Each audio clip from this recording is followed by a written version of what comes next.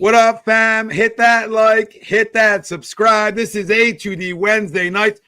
Little Sixers talk at the end of the show. NFL Divisional Round, we'll give you our locks. Eagles offseason, we'll dive into it a little bit. And obviously, we'll give you the 2023 season in review. Boo! Let's go.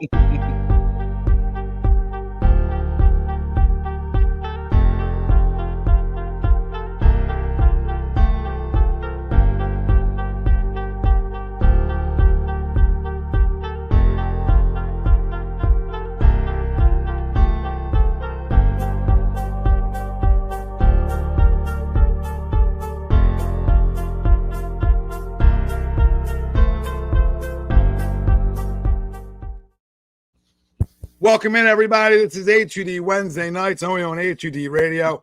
Every Wednesday, we are brought to you by Royal Billiard, the premier game room store in the Delaware Valley. Go check them out, 515 Bethlehem Pike, Colmar, PA. Tell them A2D sent you. As always, no eating.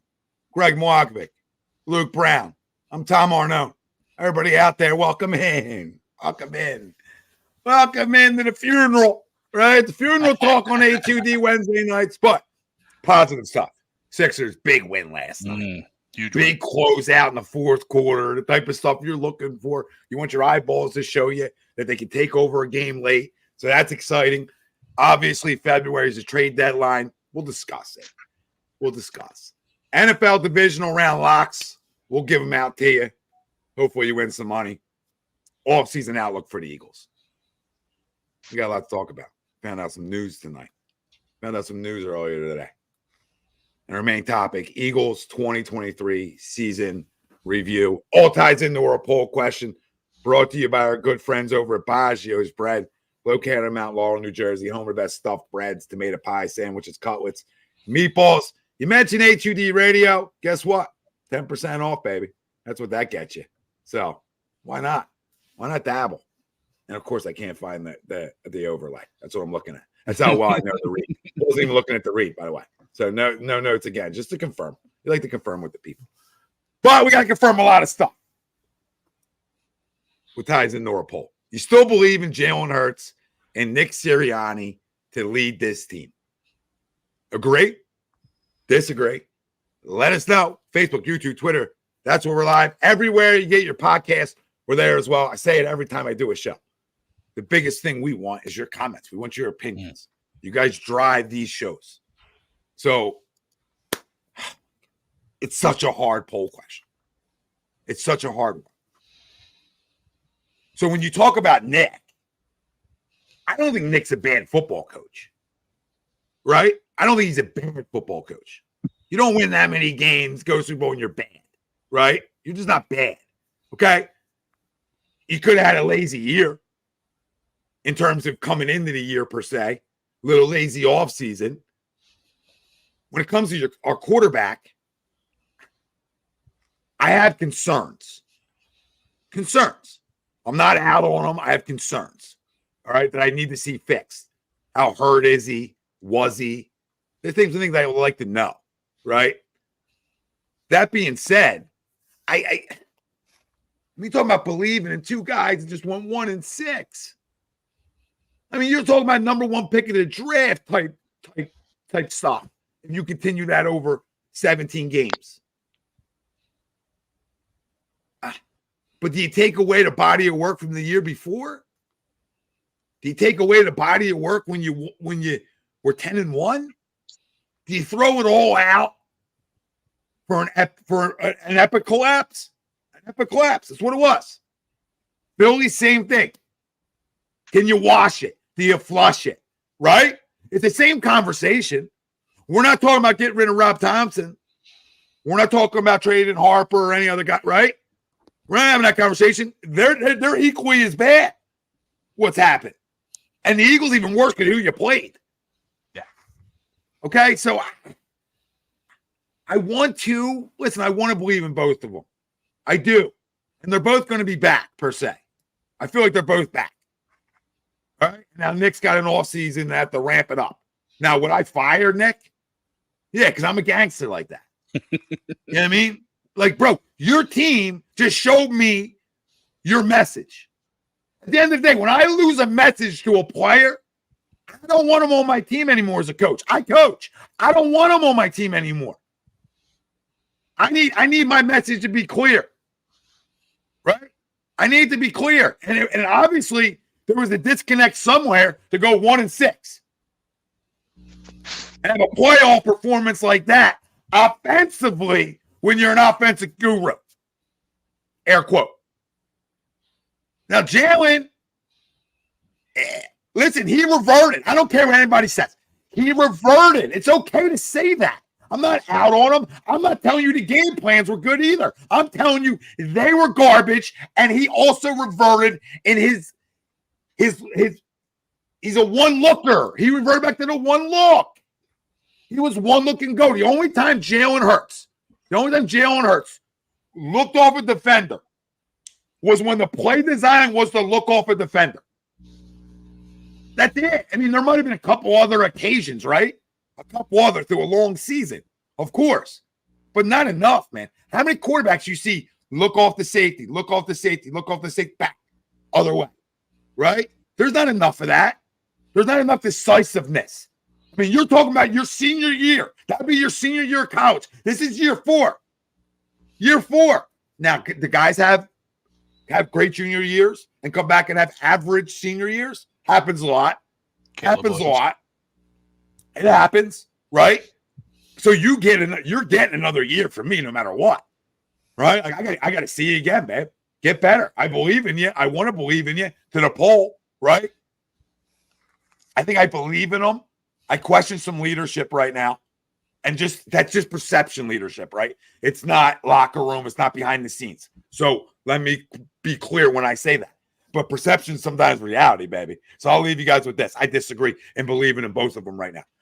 I can believe in one at a time, and then I can believe in another one. But I'm in with them, right? If they're both back, I'm in. You understand? But you got to then prove it to me again. You just went 1-6. You want me to sit on a Wednesday night, Monday night? I just got bent over on prime time, wild card weekend, and you want to? I'm gonna sit here and pop it. After that performance, listen, I make more tackles at 41 with a meniscus than I watch from James Bradbury. That's a disgrace. Darius Slay's a disgrace. The defense early on was a disgrace. But guess what? They manned up late. They made plays for your offense. And neither one of you did any adjustments to a damn blitz. Are you kidding me? I throw at the blitz. What is hard to comprehend at throwing at the blitz? You want to be Bubble? You want to be Uncle Bubbles? There's your bubbles. There's your screens. Did we even run a screen? Did we run a running back screen? Why is that not in our offense? I'm sorry, going on for a while. Why is that not in our offense? Why is a screen pass like it's been going on in the NFL for years and has been successful, especially against blitzing teams? Are we okay? Are we all right around here? So to believe in what? Believe when you turn it around and you guys show me that you are who we thought you were. Because we thought, if you asked me 6 weeks ago, are you kidding me? I'm letting him sleep over. You know what I mean? And yeah, you go sleep in the main bedroom. We'll go to the other room. You know what I mean? It's yours, right? That's changed. I mean, if you talk about 3-3, right? If you're 3-4, right? If you're talking about that, it's a different conversation. You got bent over Arizona. I mean, come on, the Giants. Are we okay? Were we all right? Seattle. 99 yards, I feel. Like he's still driving. Drew Lock. Are we all right? Believe in it. You believe when you prove it. All you players can come out and back your coach, and that's what I want you to do. Right? That's what I want leaders to do. But as a fan, get the heck out of here. No, I disagree. Sorry, guys. I had to get it out again. Get it out. You're good. But go ahead. Circle the room. Let's get it. You guys get it out too. And if you say things I said, who cares? Get it out. What do you guys do? I disagree to it right now until they prove me otherwise. Prove it otherwise. Okay, Luke, go. Oh, all right. I'll go. Oh, yeah, I disagree. Circle jerker from the top up. Let's do it. Let's do it. I completely disagree with the poll. If you believe in 1-6 and what you just saw, I don't know what to tell you. Now, I feel like I come on here and I kind of act like a Jalen apologist. So before I do that, which I'm not, it makes it seem like I am sometimes. The way the poll is asked, I'll just say this. I'll go on a little Hurts thing. I Okay. completely side with you. What you say about his leadership right now, because that's A1 when we talk about him, and that was a guaranteed. Even as a number 2 quarterback, we weren't even sure if he was going to start when we drafted him. We knew that was a lock, that he was going to bring that in. I don't love seeing guys chirp him out, and you see different stories about what that might be or whatever. When I saw that, when him coming here, I would never thought I'd ever see that happen, ever. So, I mean, to your point, I'm not a Jalen apologist before I go on this rant I'm about to give. I'm not. He was, to your point, he got worse as well. There's no denying it. And if you're denying that, you have no credibility. Shut the hell up. So, I disagree with the poll because I don't trust the coach at all. I don't. Now, the main thing for me is disciplinary football. What are you doing in practices? Now, a lot of times he gets memed for like these videos that come out of like catching wet footballs and that are like 3-yard slant routes that me and you could do in a backyard if we want to with your little kid. It's a joke. What are you doing in practices or you aren't tackling? Look at these teams. You look at it's silly to bring up, but Hard Knocks a few years ago, Dan Campbell, they were tackling in August. They were tackling in the summer. I don't see them missing tackles. I don't see that happening. They're one of the best tackling teams in the league. That's just the defensive side of the ball.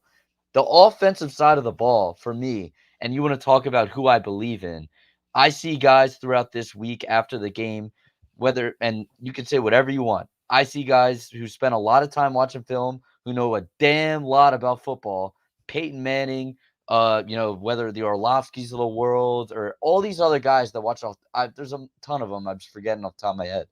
They have said the quarterback has not been put in the right situation to win. And it's so time after time after time again. You see a blitz, and it's like they don't even know you're speaking another language. It's ridiculous. I have a stat on my phone real quick. I'm gonna pull it up. This is ridiculous.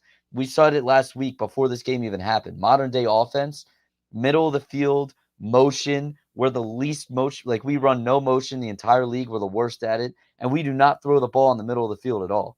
Jalen Hurts between the numbers. This is in this wild card game. He's 12 for 13, 180 yards, and 1 touchdown. Outside the numbers, he attempted 22 passes outside the numbers, which is ridiculous in this stage in the NFL, and 70 yards and 0 touchdowns. So even for the passes he was completing, or the 13, they were going for 5 yards. You weren't getting shit on him anyway. So ridiculous. The fact that we've seen this week after week after week after week, it's ridiculous. And my main point here with Nick and why I think he should be gone, and it's not a panic, it's not any of this stuff. I look at Indianapolis and I look over there. That RPO game looks really familiar with a guy who can't jump over a curb and Gardner Minshew. Can't jump over a curb. RPO game seems to be winning him enough games to, be in position to make the play, whatever you want to say. Then I look at Arizona, and that guy's a defensive coach, and we, shit him the whole way out. And I see a guy who, least talented roster, pounding the rock and running the ball for like one of the best rushing offenses in the entire league. I saw him do it to us. Now I look at us with our offensive guru head coach, and I say to myself, even when we were 10-1, we were fooled that we were a good team. What's our identity? When you lost the coordinators, what's the identity? You had none. I don't care how many games those guys won. They stuck to their identity. Their players knew their identity. And moving forward, they're going to build a program off of that identity. Whatever we have now, I don't know where to build from because we seem to be pass happy outside the numbers, which no one does. We seem to be pass happy with a quarterback who is not great at reading defenses. I don't know what the hell our identity is, but keep in mind, we love drafting offensive linemen. In this pass happy outside the number offense, we value offensive linemen. What the hell are we doing? And how he deserves to be looked at too. Because I looked at a team that didn't know how to tackle at all from every level of the field. Every level of the field. How is that possible? You got to start valuing positions. You have to. So he doesn't get he shouldn't be looked over either. He should get looked at too. So I think everyone's to blame. You can't believe in anybody, but in terms of where I'm ranking him, you have to bring back Hurts. I believe in him a lot more than I believe in the coach, and I don't believe in the coach at all. So he's got to go. He must go. Has to. Yeah. If I ranked it, I would probably believe. I definitely believe more in Jalen than I believe in Nick. You know what I mean? I'm not at the like, oh, I believe Nick train.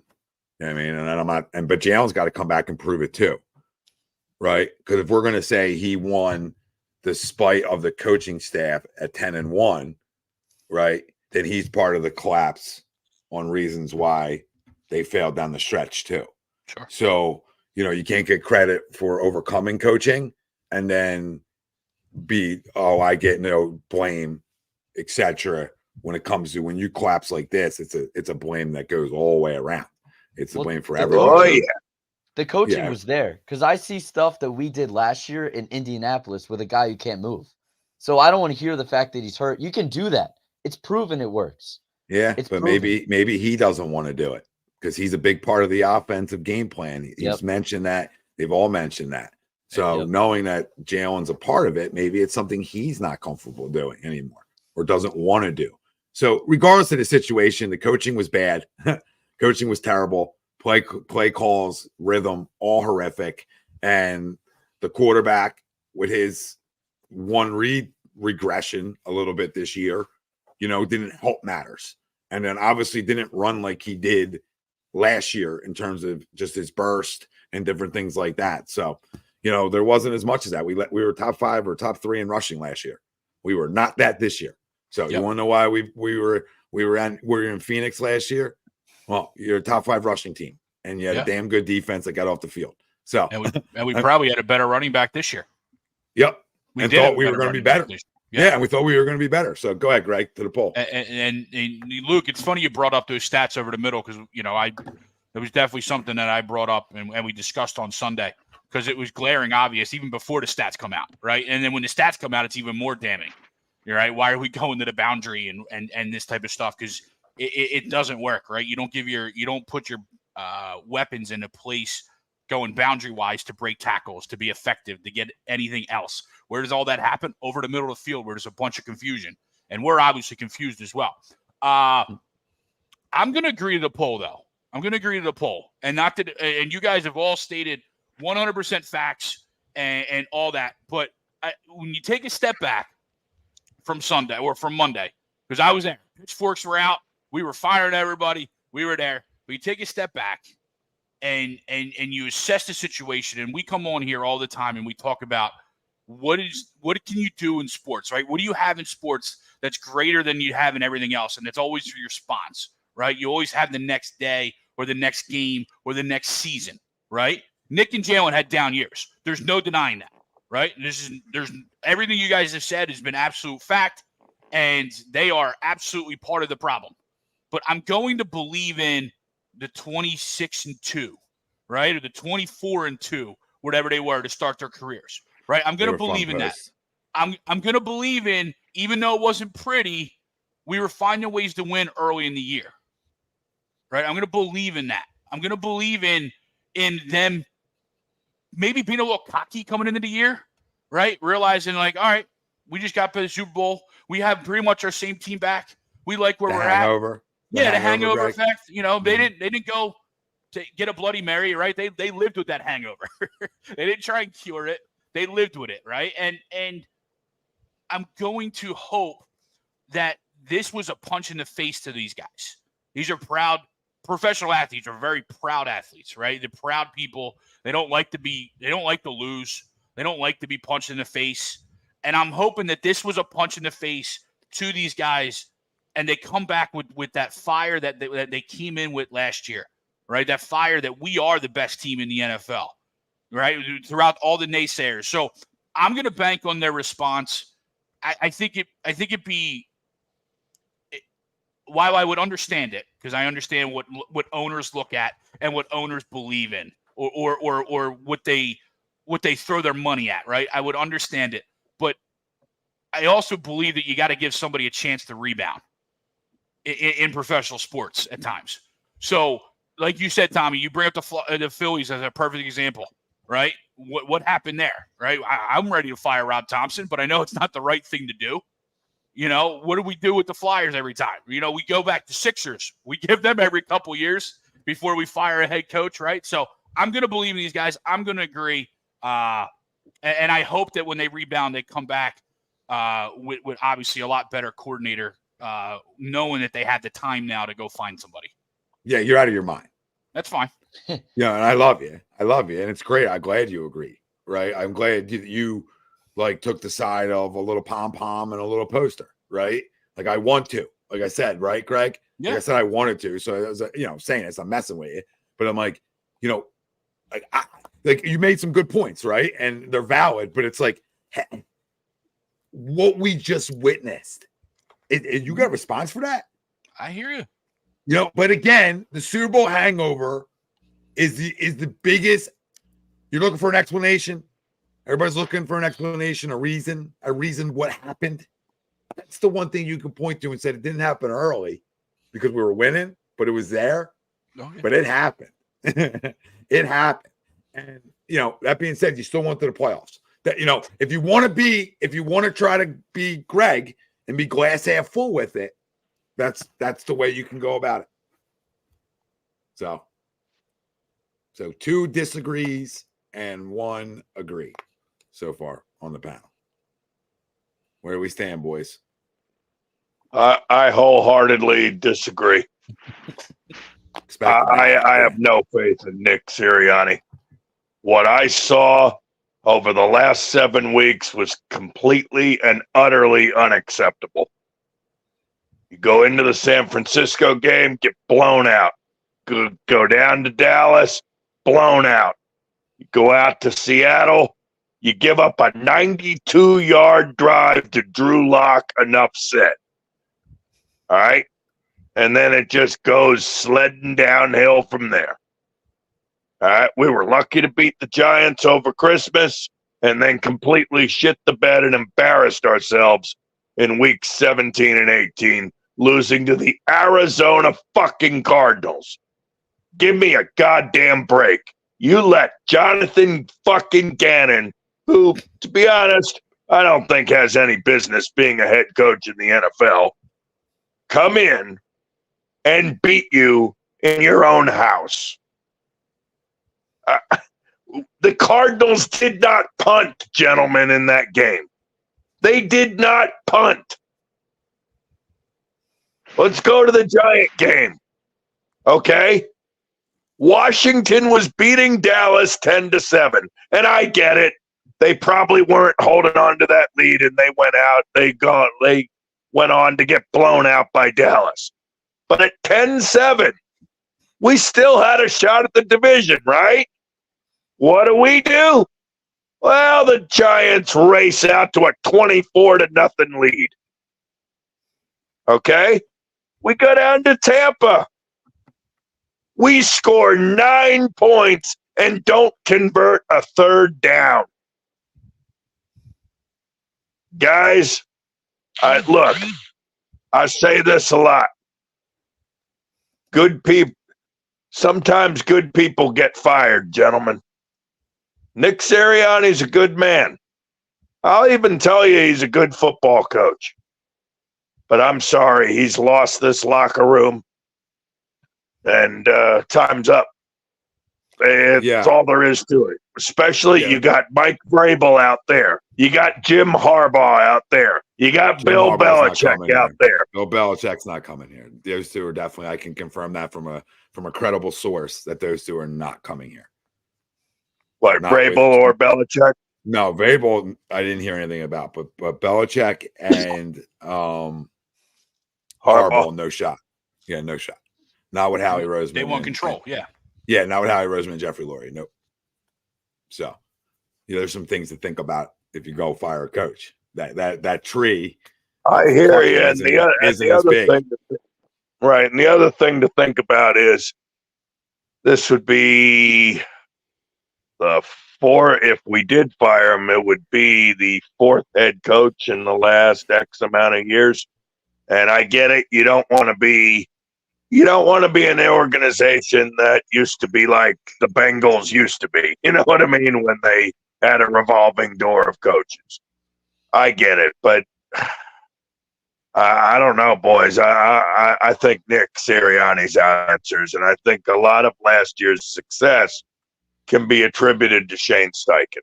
Get out of here. Can we stop that, please? As much as I'm anti-Nick right now, can we stop that? Because we did the same shit with Duck. We act like guys aren't good football coaches because they had a good coordinator. Okay. Shane had rhythm. Shane is a great play caller. All right. And it showed in Indianapolis. There's no denying that. But stop acting can we stop acting like he was the only reason? Oh my God, Shane Steichen. Shane. No, it's not the only reason for Carson's failure wasn't because Frank Reich left.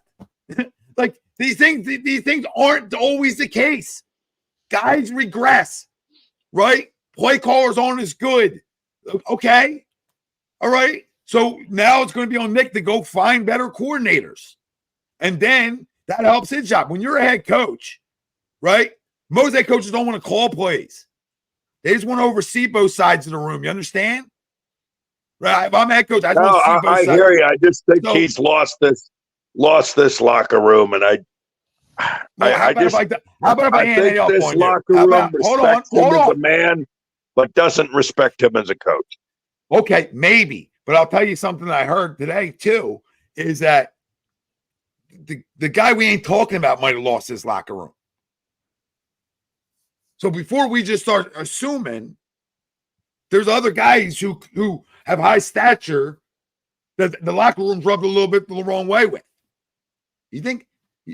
I said this the other day. Crum, you can go, and I'll get into it. But like I said the other day about AJ, we ain't connecting dots around here. We are not connecting dots. And there's dots to two things that he's not happy with.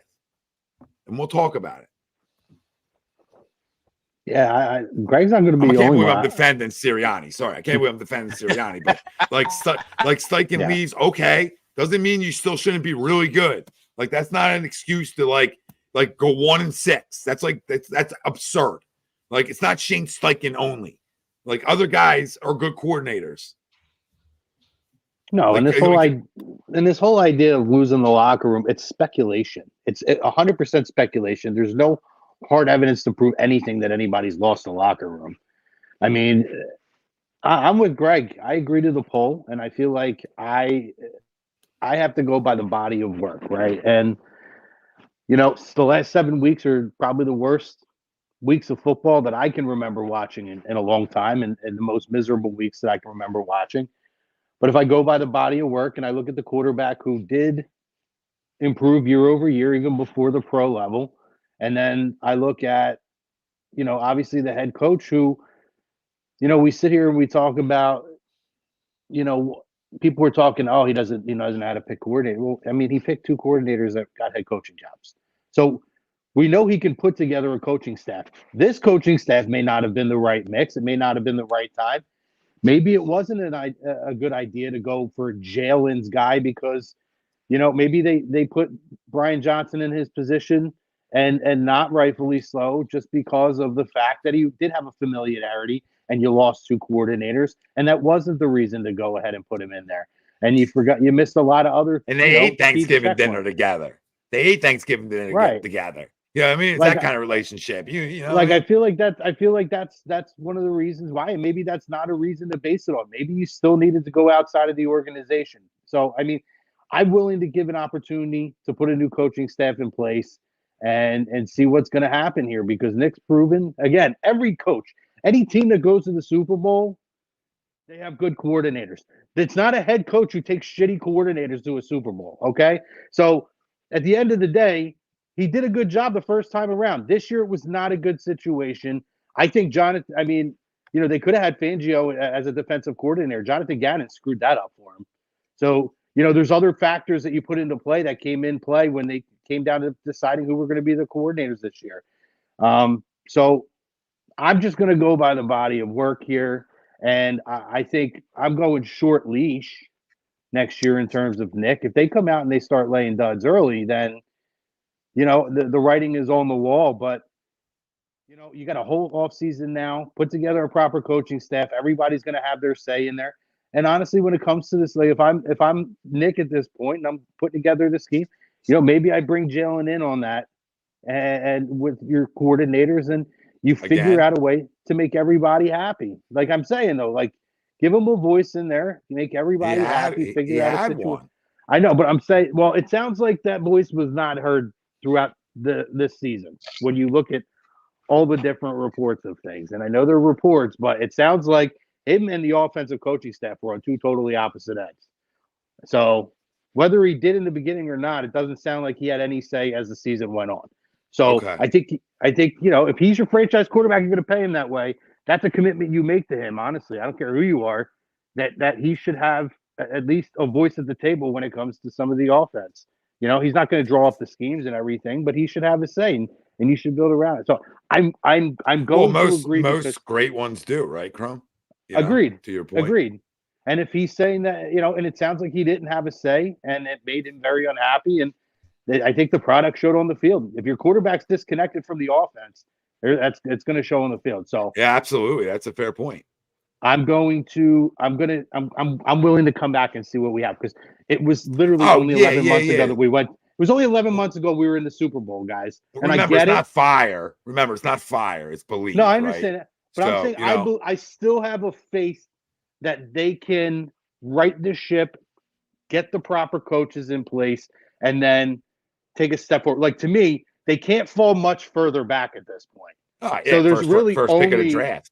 So yeah, I mean, I still believe, because I still think the personnel is in place. Obviously, you lose Kelsey this year, and thank him for all he's done. But Reportedly, you're getting back Lane Johnson. I'm assuming they're going to bring back Brandon Graham, and you're still going to have a lot of that leadership there. So, and honestly, Noah, if he's still the head coach, I'm going to assume, to Tom's point that I heard him bring up on Sunday, they're going all these veterans.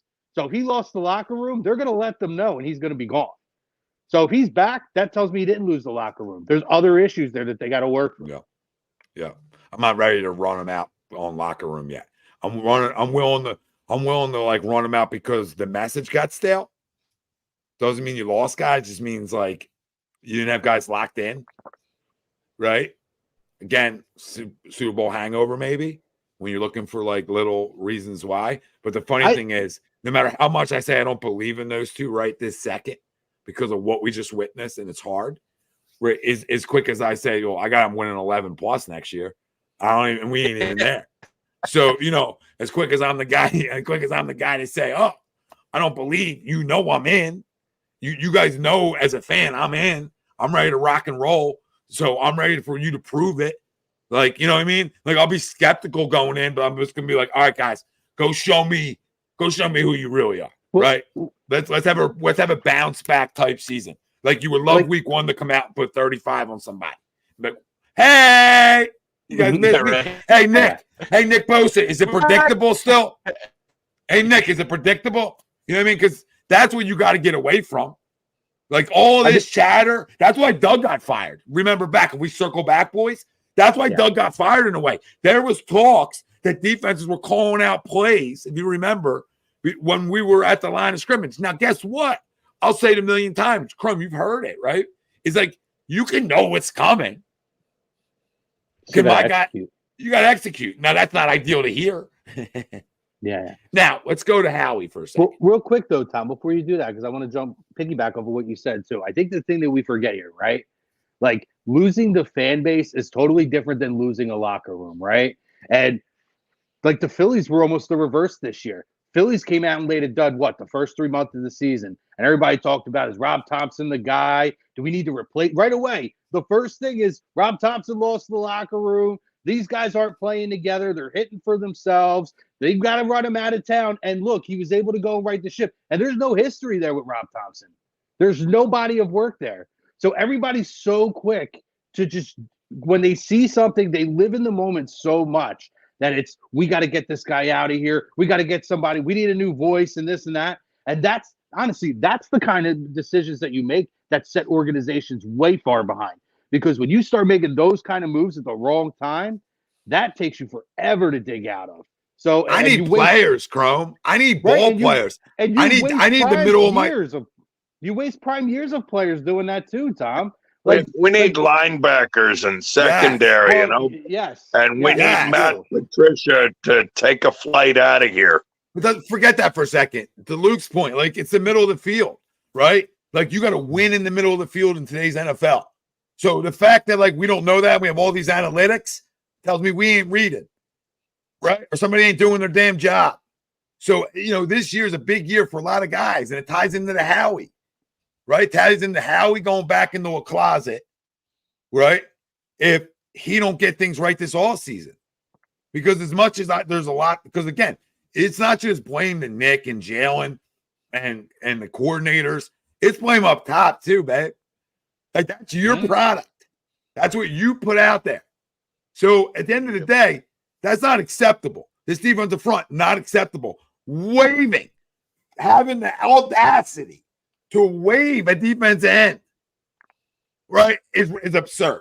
To have Brian Branch in your lap, but you don't value the damn position, and you go draft Nolan Smith for a sit year is the joke. Now, jury's out on Nolan, right? That book isn't finished being written yet, so he could be awesome next year. Who knows, right? I'm not out on him. I'm saying you had a day one starter. Right? You could have walked away with Jalen Carter and Brian Branch. You want to win, or you want to get goddamn cute? I've said this for years. When he gets cute, we start losing. It's been a circle. It's been a cycle of this. If anybody's got eyeballs, I ain't a genius. This is just right in front of my face. So what percentage do you trust him? Saying 100%, hey, back to my dude, I'm all in on him, and 0 being like, goodness gracious, I would have left him in Tampa if I'm Jeffrey. So we'll go in a circle. Luke, start it up. I'll just make a quick point on the coach in terms of ranking my trust in the three of them. Honestly, We Howie might can be get into that one too. That's a Howie. I might trust. Crazy as this sounds, I might trust Howie first. I definitely don't trust him the least. Definitely don't. I actually think I trust Jalen the most. I definitely don't trust him the least just because we've won one and we've gotten a one. Yeah. So I know with him there, we're capable of getting back. That I'm not defending him at all. But my thing on the coach is, and the most recent news, in case no one's seen it, is he's going to go into a meeting that he hasn't had yet with the owner and the GM and say, this is my plan for our coordinators. And then they're really going to discuss his job and things like that. And if you remember, that's what got Doug out of here, was that meeting when no one really thought they were actually going to do it, but thought it could be done. And then they had that meeting and it was like, holy shit, what the hell's going on? And he was out of here. So before we but part of that was because Doug did not want to let go of certain coaches. Right. And I think Sirianni's 100% like, all right, he can go. Right. But the other side of that, and this is my point, is he then has to bring someone in. And my point now is everyone in the entire country, including these guys that are looking for these jobs, know the pressure of them coming in here. And they know that if shit hits the fan, they're gone. Like the Sirianni's gone. If this does not go well in the middle of this, it's a train wreck. If this doesn't go well to start next season, how many top-notch coordinators? How hard is it going to be? I don't buy that, though. It ain't about that. It ain't about worried about coming. Hold on. It ain't worried about coming here because it's a tough place. You got fans and blah blah blah blah blah. No, not that. Well, hold on. Let me explain something. It's because you got a guy in a suit and tie, babe, telling you who's dressing and who's playing. You want to know the deal? That's the deal. That's proven. That's been reported. That's been reported as factual, and that's why Doug ain't here. The Crone's point about the cute meeting, right? The meeting with Doug or whoever said it, was it Crone or Luke? I forget. But either way, one of you two said it, right, about the meeting. Okay, well, it's the same thing. We're talking about a cycle. It's the same cycle. Difference is Doug said, you're not telling me who's dressing, and you ain't telling me who's playing. I'm the football coach, right? It didn't even get as far as the coordinators. That's the point. It didn't even get that far. Because when you're telling me who's dressing and who's playing, no. You go shopping. You do what you do, and I'm going to do what I do. Right. And that's where the Eagles have failed, even though they've won. That's where they failed, even though they've won despite of it, because he's hit a lot of stuff and he's been successful with certain things, right? So at the end of the day, this ain't, this meeting isn't going to go that way because you got a yes man. He don't care. He's getting $7 million a year. Okay. All right. Yeah. But who you want to dress, Hal? Yeah. Great suit, man. Who you want to dress? Like, this is what's going on. It's actually comical. I'm gonna get fired up. It's actually comical because I do trust Howie Roseman because he's proven it, right? But I don't trust Howie Roseman again when he gets power hungry and when he makes decisions and he gets cute. That's when my trust goes out the window and I'll fire him yesterday. So that's where he can rub me the wrong way. But I'm still like a 75% trust of him because he seems to always bounce back, right? Yeah. He seems like a cat that's got like 9 lives. Like he'll back, you know what I mean? Like nobody's got more lives than Howie Roseman. Nobody, Cromer. Who's got more lives in the history of sports than Howie Roseman? And he finds himself ways to bounce back and get 12 wins and go to a Super. Brian Cashman don't win like Howie though. You know what I mean? That's the difference. Brian Cashman's got more lives he's like 27 cats. I know Brian Cashman might be like an immortal executive at this point. Yeah, and my thing with Luke, to the point that you're making, any coach that's worth a damn doesn't care where they're going. They're going to go anything. They want a high profile job because that's going to make them look the best. A, and number 2, guess what? If he does get fired in the middle of the season, one of those guys is going to get an opportunity to step in as an interim coach and prove their worth in that way. So I don't believe in any of that nonsense of, nobody's going to want to come in here. You think Belichick or Jim Harbaugh are going to places because they're easy places to coach? No, they're going to go places that have a situation that's a tough one, an underachieving team that's going to be under the microscope. A team like the Chargers, who, by the way, even though it's the Los Angeles Chargers, has arguably a top 2 or 3 quarterback who's massively underachieved.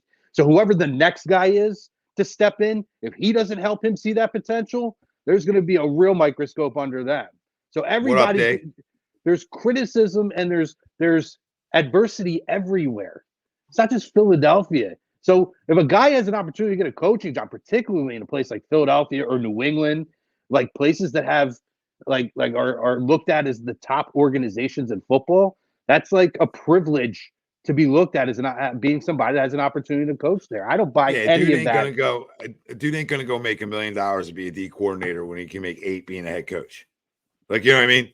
Like, I'll go take a job anywhere. Now, when you're talking about Harbaugh and the likes of 16 million, 15 million a year, 20 million a year, whatever it may be, right? That's going to be a position where I can go win right now. At the Chargers, right? Where I got a quarterback, where I got a situation where, I got talent, right? Because they do have talent. It ain't a talent issue. Like, that's a place maybe I can go turn around. I can culturally change that, right? But again, not coming here because no power. It ain't about everything else. It's the power. Like, if I'm a head coach, which I am, that would be like somebody calling me and telling me who to start. Wait, what? I mean, you hold on. It'd be like, it's good. I'll send John this clip. That'd be like John calling me when he knows players, but he don't know them like I do, and telling me like who to start because it's his program. Like, wait, what? Then why am I here? Make sense? I'm a man. I do this. I work with these guys. I grind with these guys every day. Why am I here then? That's an easy conversation, man. That's what chaps. So you find out. Hold on, last thing. You find out with the meeting, right? You find out what he's got between his cojones, because you know what kind of cojones he has, because you know what Doug had. He had the balls to step up, right, boys? Yep. I don't know if Nick's stepping up to that. Well, that's my point. Eventually, these guys get that reputation of being like Doug did. He's like, I just won a Super Bowl. The hell are you telling me? And Nick's gonna, who the hell knows? He might, and he's a yes man in our eyes. But when you sit up in that meeting and you hear enough of the same stuff enough times, he might sit there and do the same damn thing. We're the same thing with Doug and say, the hell with you. I want to hire who I want to hire. I want to start who I want to start. I want to play who I want to play. And that it literally might be the same exact movie. Do I think it's going to happen? Probably not. But we said this last time, and it wouldn't totally shock me. at all. Right, but that's a different conversation. That's not like guys being qualified for jobs or anything like that. That's executives with egos who aren't going to give that, who are strictly just going to go for guys who are going to listen to everything they say. That's a whole different conversation. That has nothing to do with credentials or what we just saw then. Right, but I think it does into a standpoint from a head coach being told what to do. No matter what field it might be told by, to me, if I'm hearing the same stuff and being told how to do my job, I don't care what you're telling me to do. I'm tired of it. Because then the other thing is he goes and sees, I'm sure he still talks to him, like Steichen and Gannon and these guys. Are those cultures like that? Who the hell knows? And when he hears that, maybe like Doug did with Frank Reich and the guys that he knows throughout the NFL, he might know that's not how shit works across the league. I don't want to be here anymore. Yeah. We'll part ways. Because at some point as a coach, right, your manhood and your ego are going to step in, right? Like, especially when you're successful, to Luke's point. So it's an interesting thing to see what what happens, right? Because you wonder if the ego gets itself involved, rightfully so. I mean, talking about a guy who won a lot of football games his first 3 years. I go on the street 3 straight postseasons. You going to tell me who's dressing? No, man. Yeah, If you want to handle all the draft stuff, be my guest, right? But you sure as heck ain't telling me who's playing on Sunday. But you hired me for it. Yeah, why am I here then? Okay. The poll question. You can vote on it on YouTube. You can click on, obviously it has it and it gives us the results. But Facebook, just comment in, and Twitter, X. X, it seems like X-rated. You know what I mean? So I feel like when you go on there, it's just a little you're wearing some skimpy. Like why X? Like what? Called Prism. Okay. So you still believe in Jalen Hurts and Nick Sirianni to lead this team? Do you agree or disagree? Right now, 56% say disagree, and 44% agree. So not as far off, like still close to the epic failure, right? Like we're on the outskirts. It just happened, right? Of an epic collapse throughout this organization and this football team. So it says there's still faith, right? It says that the body of work hasn't gone away for everybody. Make sense? That what they've accomplished as a group hasn't necessarily made the public just automatically disagree because of the collapse. So, right? I think that's where the Phillies were. But, I think the Phillies, it's not as hot of a topic as the Eagles are, obviously. We know it's a football city, first and foremost. So, but those poll results, they're telling. They're telling. And that's not counting all the comments, etc., right? But it's interesting. Interesting. So, Greg's not an idiot. All right? I mean, Chrome, we never said he was, but he was leaning that way after the poll, but the people brought me back, so Dynasty, what's up, my brother? Agree with the poll, but we need to get away from the Zion QB run. Dynasty, you couldn't be more right. I mean, we got it. Like I said earlier, we don't run a screen. We don't want a running back screen to save our lives. I don't even know if we have it in our playbook. I just want somebody creative, man. I don't need a bunch of gadgets. I like to put guys in motion because I like to find out what you're running, and I like to put guys in situations to get matchups to be successful. And that's what it comes down to. As a coordinator in the National Football, oh my goodness gracious, everybody's everybody. Okay. As a coordinator in the National Football League, on either side of the ball, it's about what you do well, but also about what your guys do well, right? It's about the ability to adapt and not be stubborn, right? Where I think guys end up failing is when they get stubborn. Well, my way works. This works. We don't need to change for nobody, right? I think the best guys are the guys that change week to week, change halftime adjustments. Have the type of playbook where we can rock and roll. We can do a bunch of different things that come at you in different ways, right? You just talk about design. Like if I'm playing like football, flag football, if I'm playing flag football, it's about crosses, right? It's about creating space for guys, right? It's about, it's about, having your outside wide receiver run an in route, right? Like a 10-yard in while your middle guy runs a flag. Okay. So, I mean, to the corner, or a little corner route. Sorry, not a flag, a little corner route. Okay. Just to get guys having to decide, right? This isn't hard. Like creating plays and designing plays and not being predictable isn't hard to do. Like from a couch, I can tell you, if you said, Tom, all your time is dedicated to designing plays all week. Are you kidding me? Are you kidding me? I would go in with oh my goodness gracious. It'd feel like I dropped my car on the table. You know what I mean? Like that's how heavy of a playbook I feel like I would have, because I'll get so deep into how many mismatches I can create on what you want to run. And I don't care what you're running. That's the other side. Like you have plays that beat everything.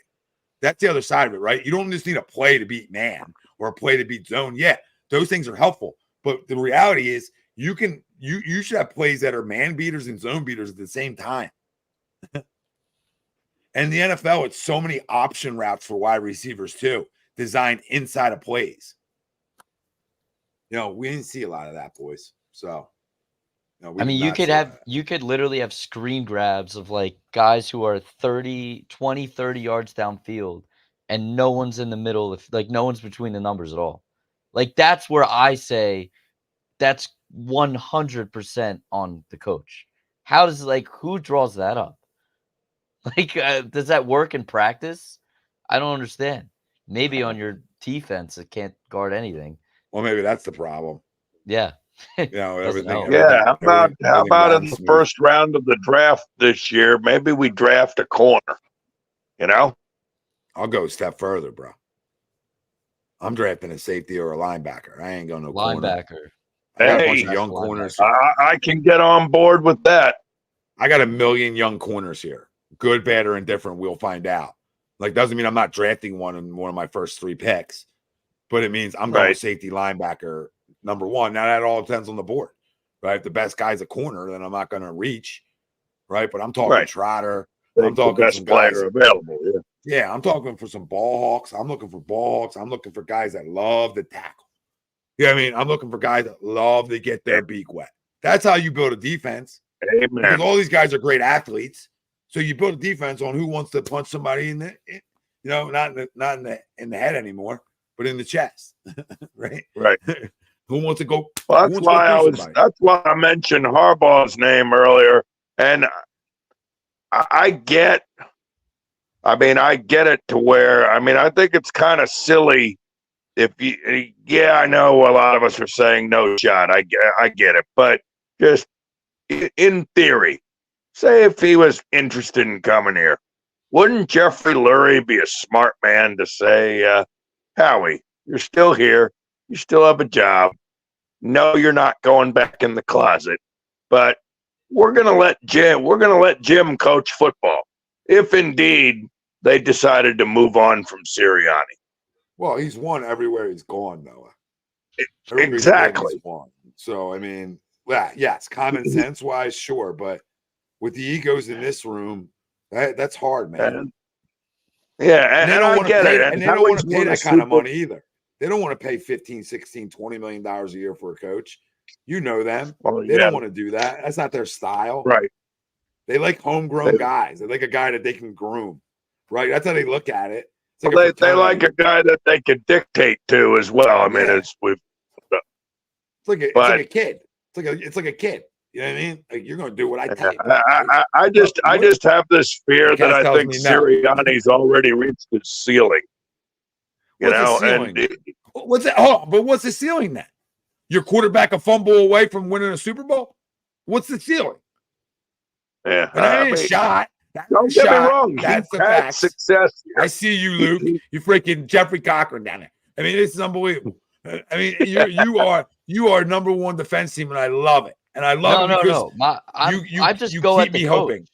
I just go at the coach because as an organization now, we've seen this once before, and I'm not gonna panic, but we're on pace to see it again, where we get to Super Bowl, win or lose, and then you have to rebuild to bring it back up. The next step from ownership, from GM to coach to coordinator to quarterback to everyone, as an organization, the next step is sustained success.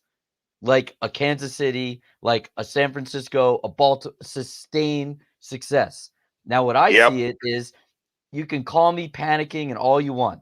My main thing is the best coaches in the NFL they win no matter who's at coordinator. And then their coordinators look great because they're coaching with him. Those are great coaches. That's sustained success. San Francisco loses coordinators every year. Like Kansas City loses coordinators every year. And they might not win it, but they're there in the conversation. They have sustained success. We had a downfall that we have never really seen. I mean, I'm young. You could speak better than me. Bro, you ain't seen bad football in Philadelphia. Yeah, no. That's why I'm kind of laughing over here. With the downfall, he's right about. The downfall, I haven't seen that. I haven't seen that collapse ever. I haven't seen that collapse. Like that's alarming. Like that is alarming. That is 1994 was pretty close. And my question, did that collapse? What was that? Was that Richie? No, we started 7-2 and finished 7-9. That was Kotite's last year. Yeah, okay. Well, I mean, we knew he was a hammer, but still, that's pretty bad. But this is even more alarming if you think about it, because nobody's ever been 10. Well, nobody's ever been 10-1 and not won 12 games. Right. No, I completely agree. This one's worse, and we had an extra one. They gave you a layup line. They said, "Here you go. Here's the layup line. Here's an extra one." And guess what? It's the Giants.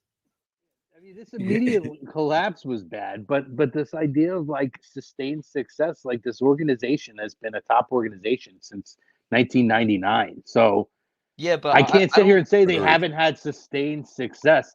Like they are literally in the conversation every year, with the exception of maybe 1 or 2 years since 1999. And that's why it's like that's just not an accurate statement. That's why I was kind of laughing. And it is your age, because like you don't remember what it was like when the Eagles were never in the conversation.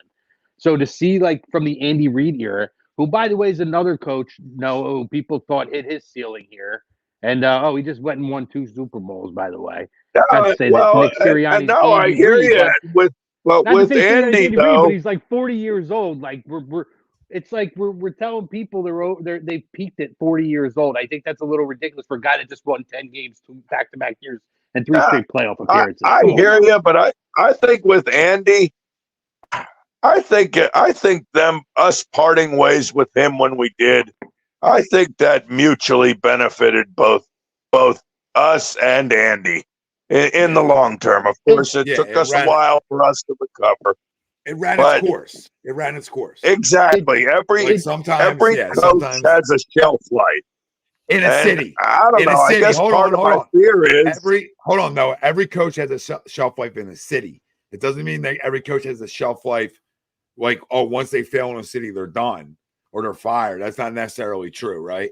So correct. But I mean, look at Andy going to Kansas City, reinventing himself, and going on to have lots of success. I mean, let's not forget Bill Belichick before he went to New England.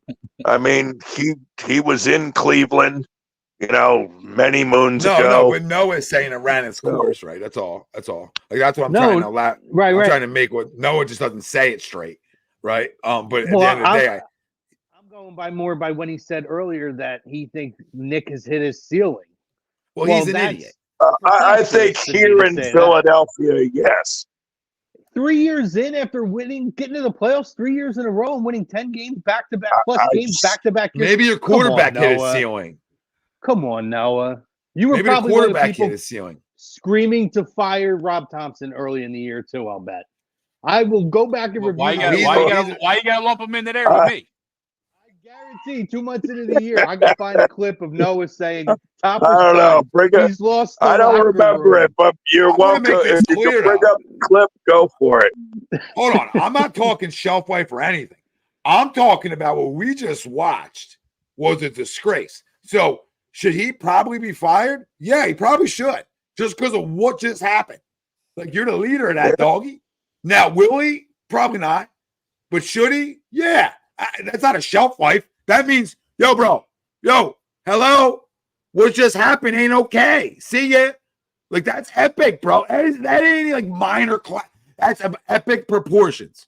And so that's the only reason that his name's even getting talked about being fired. Because if you just went and won like 12 games or you were 10-1, you ended up with 13, right? Okay, right? You didn't, though. you were literally, if you kept that up, you're arguably in the case for the number 1 pick of the draft. So, like, that's not okay. Now, or even if you win this week, sorry, Tom, even if you win this week in any form or fashion, and then you lose next week, we're not having this conversation. No, right? Then you get to a divisional round, and all right, all chips are off the board at that point. So it's a lot of reasons, and I think part of it is just the way we embarrassed ourselves over the last 7 weeks. But I also think it's talent, right? And it's coordinators too. So as much as it's on Nick because he's head coach, when you collapse like this, it's not just on Nick either. Oh, that's the part.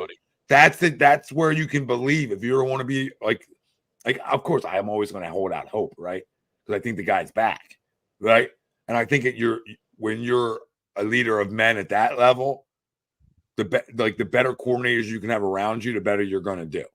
Like we talk about the Cleveland Browns go to a playoffs when they have no offense throughout half the season and their defense is electric. Well, part of it, you have special talent there and you have a veteran, even though they got exposed. Defense got exposed by CJ, right? But at the end of the day, they still overachieved. Like, so you need guys, you need like an offensive coordinator that was a former head coach, right?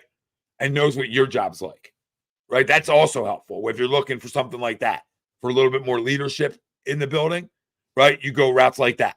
Like your defense coordinator, former head coach. Hey, you want to know, somebody asked who my 2 top candidates would be, hypothetically, and I'm just spitballing, and I don't think either one even want to be in the league anymore, but I could be wrong, is I overpay for Ron Rivera as a defensive coordinator because I know how that game works. Make sense? I know how that game works. So as a head coach, no. But remember, it ain't about being a head coach. It's about be a defensive coordinator, what you're great at, but you still had the head coach clap for years, right? Other guys, Frank Reich. Another real good leader of men, a guy who's proven how successful he is when he's doing. Again, we're talking about 2 guys who failed as head coaches. But if proven as coordinators, they're really good at it. So you get 2 former head coaches. They both have clout in this league. And those 2 guys help you, bro. Like, that's what it is. Like, when Doug won, guess what? He had 2 great coordinators. This isn't, like, hard to figure out here for any head coach, right? Can I drop in something here, too? I'm just looking up to make sure. Yeah, don't drop it. Just looking this up here too, right? And I thought I remembered this. You got to remember too. So after we went to the Super Bowl in 2004, the next year the Eagles went 6-10. They started the season, and I have it right here, 4-2. Okay, and they proceeded to lose 4 in a row, win a game, lose 2, win a game, lose another 2. So. I mean, and then listen, that was a team that really wasn't that different from the team the year before. Now they had started to have the TO stuff that started to go on towards the end of the year, but that team was it's similar in that you have a team that came back from a Super Bowl year that got off to a good start, and they really did. They were 4-2. They lost a couple of tough games, won to Dallas early on, and then they completely fell apart the second half of the year. Yeah, same thing. Like. And this is early in Andy's coaching career. It's within the first 5 years, and he had a little bit of success, obviously. You had a little leash, Chrome. You had a leash, right? You had a leash with him, right? I'm not defending Nick. I'm just backing what Chrome's saying. You gave a leash to a guy, and you said, you know what, dude, you've won a lot of games here. We're not looking to fire you. Can we get this right? Right? You know what I mean? Hey, can we get this right? We understand what Super Bowl hangovers are organizationally around the NFL. Doesn't mean it's excused, right? Doesn't mean what happens is excused, but we get it. Let's regroup. So there's points on that side as well that are valid because, if you think about it, we weren't playing well early on in the year either. We were finding ways to win games. We were very resilient. Like Jalen was very resilient, Jalen had great fourth quarters, right? He was having great fourth quarters. So that sort of disappeared, right? But I mean, and honestly, it happens. You were a 90-yard drive away, and honestly, in all fairness, right, they did their job offensively, went down the field and scored. Maybe they scored too early, and it's one guy. One guy got scorched the entire way down the field. Nobody else guy can't play anymore. Singular player who forgot how to play football magically got scorched for 90-something yards down the field. It was literally one guy they threw to. So, I almost oddly give a pass to them because I don't give a pass to Bradbury in that situation. When you're one singular guy that gets scored, there's got to be an issue there. Well, it means you can't play. Yeah, That's and we're not talking about play. dink and dunks. Like, we're not talking about they threw a bunch of times. Like, it was like two you can see it. He has huge plays. He has no burst anymore with anything he does, Bradbury. You can see it in his legs, so you can tell it's over per se, right? He'll get a job somewhere, but it's over. Now the Matt Patricia that John asked about, hang on to him. Like I said, I would prefer like a Ron Rivera. You guys are all going to disagree to it, and I get it. I'm not going to be. And the reason I tell you that is the only fight I saw from this goddamn football team was from this defense. And that's a defensive guy who took over with like 5 games left. That's not even fair to ask. And the fact that at least that unit showed a little bit of toughness throughout that game, right? A little fight, hey, we'll try to keep you in this. Like, if you told me he's back, we're looking for a new offensive coordinator, I'm okay with that because I don't give a shit what Darius Slay thinks. Like, I'm okay with that. So, again, I'm not going to pound the table for him either. Let me be clear. I'm not like, oh, my God. You know what I mean? But, like, come on. I mean, he was thrown in a weird spot, too, here. Like, that's not even like, like 5 games left or 6 games left. What was it, 5? It was Seattle. Yeah, so 5, right? Yeah. Yep. That's not fair. Like, per se, right? Like, it's not. It's not. And you think doesn't even excuse it, but look at the talent he had too. The good thing about Ron Rivera, right? There's a lot of guys out there who people question. I've heard it said about him. Would he be willing to move his? He's been a head coach at this point for so long. Would he be willing to go back to a coordinator? He said himself, I think yesterday or today, he is willing. He wants to coach, so he's actually open to still going back and being a defensive coordinator. So if that's the case, I'm on the phone. I'm on the phone yesterday trying to get this guy in here as defensive. That's not even a question. That's a Super Bowl winning defensive coordinator.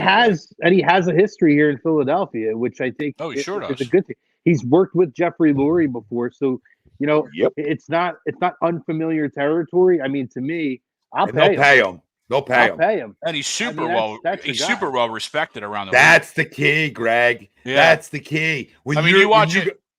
Sorry, go ahead. No, I was saying you watch any videos of like the inside workings of the Washington Commanders, right? Like when he's announcing, Pro Bowls or whatever, right? Yeah. the way the guys, rally around him is something that is desired, welcomed back in this locker room, where you get guys that'll run through walls for you and stuff like that. And Ron Rivera is that type of coach.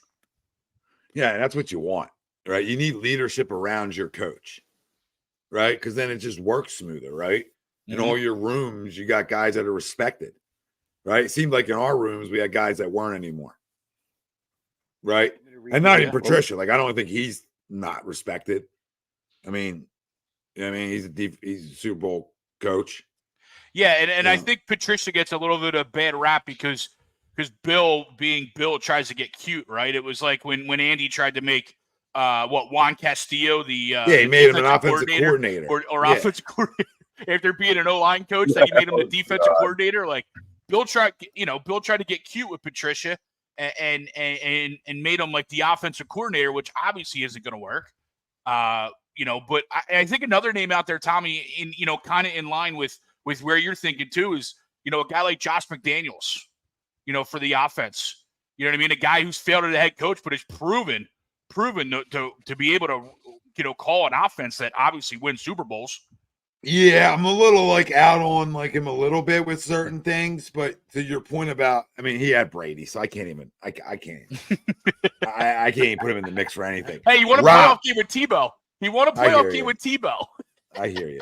How about Bieniemy? That's Bieniemy's my guy. He's called a lot of. Oh, listen, I mean, my dream coordinating staff is bringing in Eric Bieniemy at offensive coordinator and having too. Ron Rivera.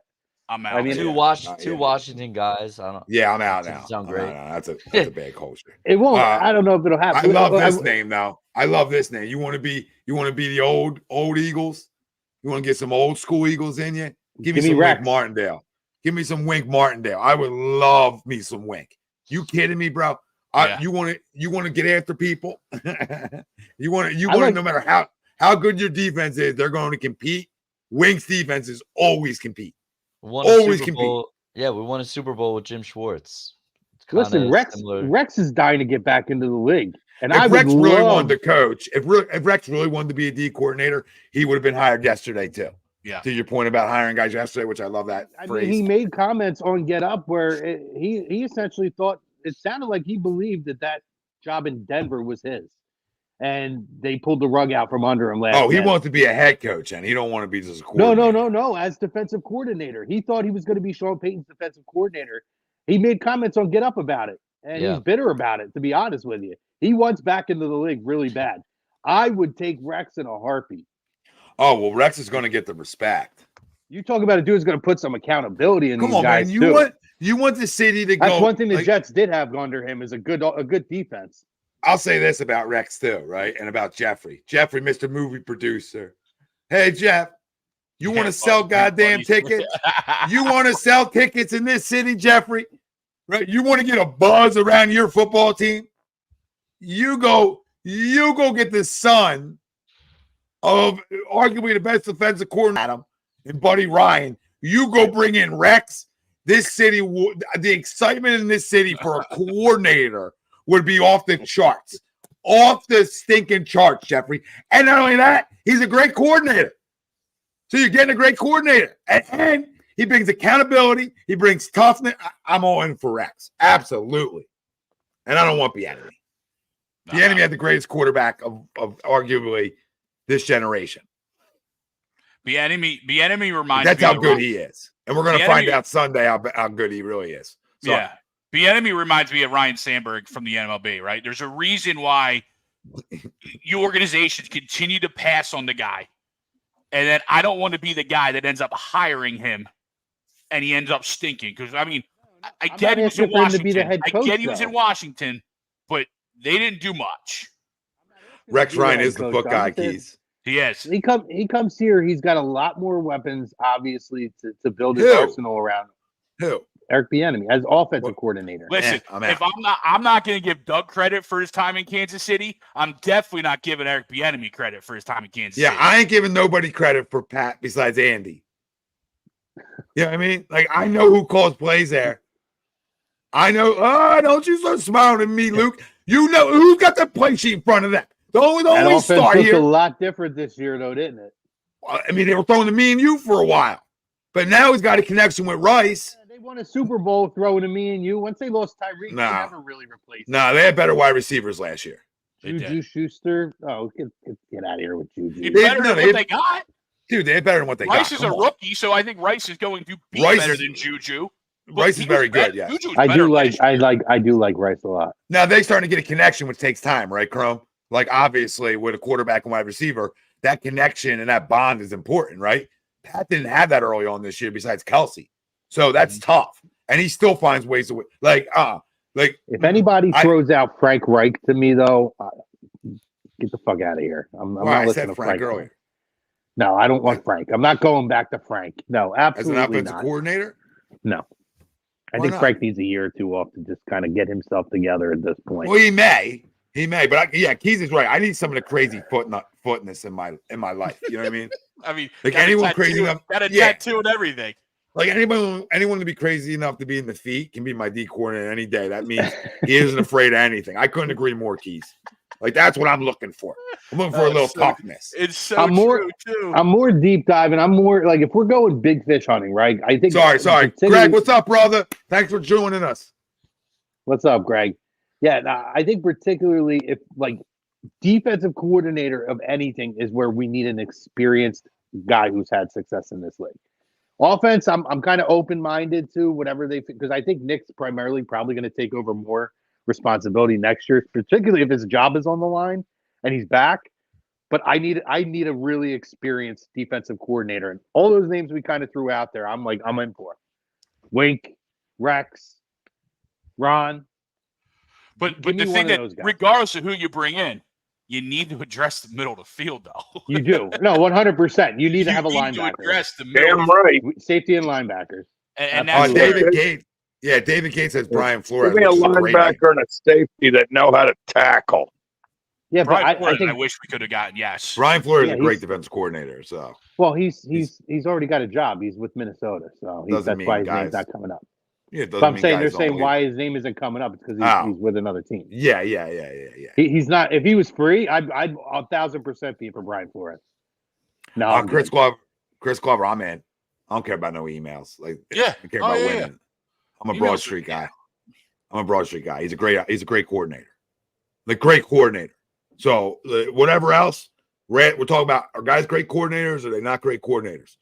Right? He's a great offensive coordinator. He always has been. Always has been. Now, we're not hiring him, but like, I'm in. So I mean, we got a big list here. You know what I mean? Think about the names we said on offense, boys. Yeah. I wonder if Nick's taking notes and he goes to Howie with the meeting with any of these names, you know?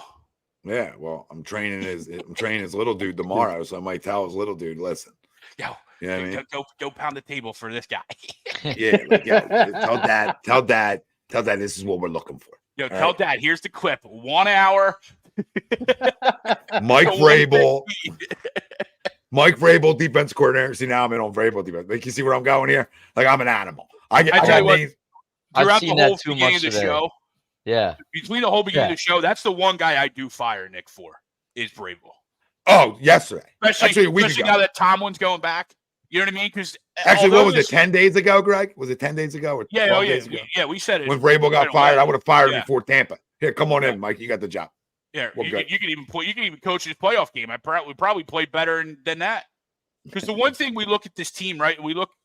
Everything we're talking about all comes back to one thing, and it's toughness, right? This team lacks toughness, especially on the defensive side, right? So when you have an offense that in theory has all the show ponies that we do, you almost want to bring in a defensive-minded if you're making a change, right? You want to bring on a defensive-minded head coach that is proven to get more out of anybody than he has so far in his career, right? And what he's done with the Titans. I mean, he got to an AFC Championship game with Ryan Tannehill quarterback.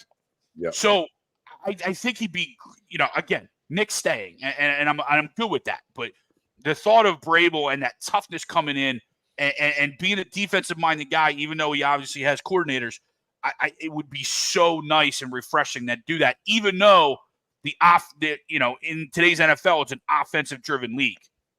And Vrabel also did something that doesn't get highlighted. Our former 3rd or 4th round pick, Von Wallace, we cut him. Keep in mind, we have a brutal secondary. Mike Vrabel picks him up, and he's starting until he gets hurt. He looked really good. A guy who we gave up on real quick.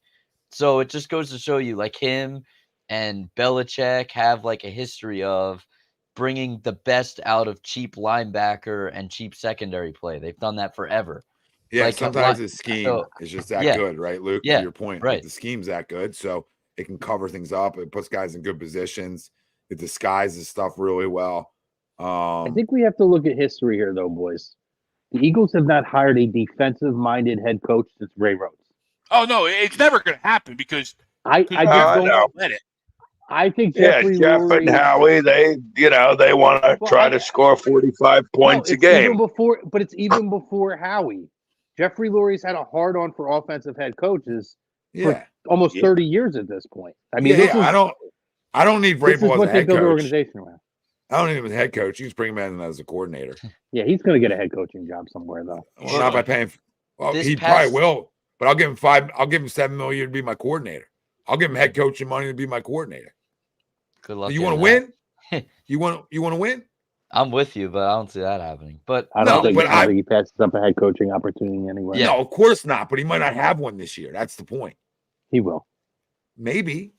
the Eagles did look heavily, if you remember, for the Sirianni interview at Staley, and thank God that didn't happen. But he didn't want to interview with us, if you remember that. That was Thank you, absurd. Lord. Yeah, thank you. But I mean, I agree they do tend to definitely go offense, but especially when you look at what you've Not seen. 10, they do. It's always an offensive head Yeah, coach. no, I'm with you 100%. But they have interviewed and looked at defensive guys, and I think anyone in their right mind would tell you that Vrabel is one of the better, brighter coaches in the league and gets exactly what this Eagles team is lacking. I don't what we disagree need. with you. I don't disagree. It's not Jeffrey Lurie's thing. Right, He we're on has the same page. Yeah, a yeah. love for offensive-minded head coaches, and Yeah. then typically bringing in really strong, experienced defensive coordinators, which we didn't see this year.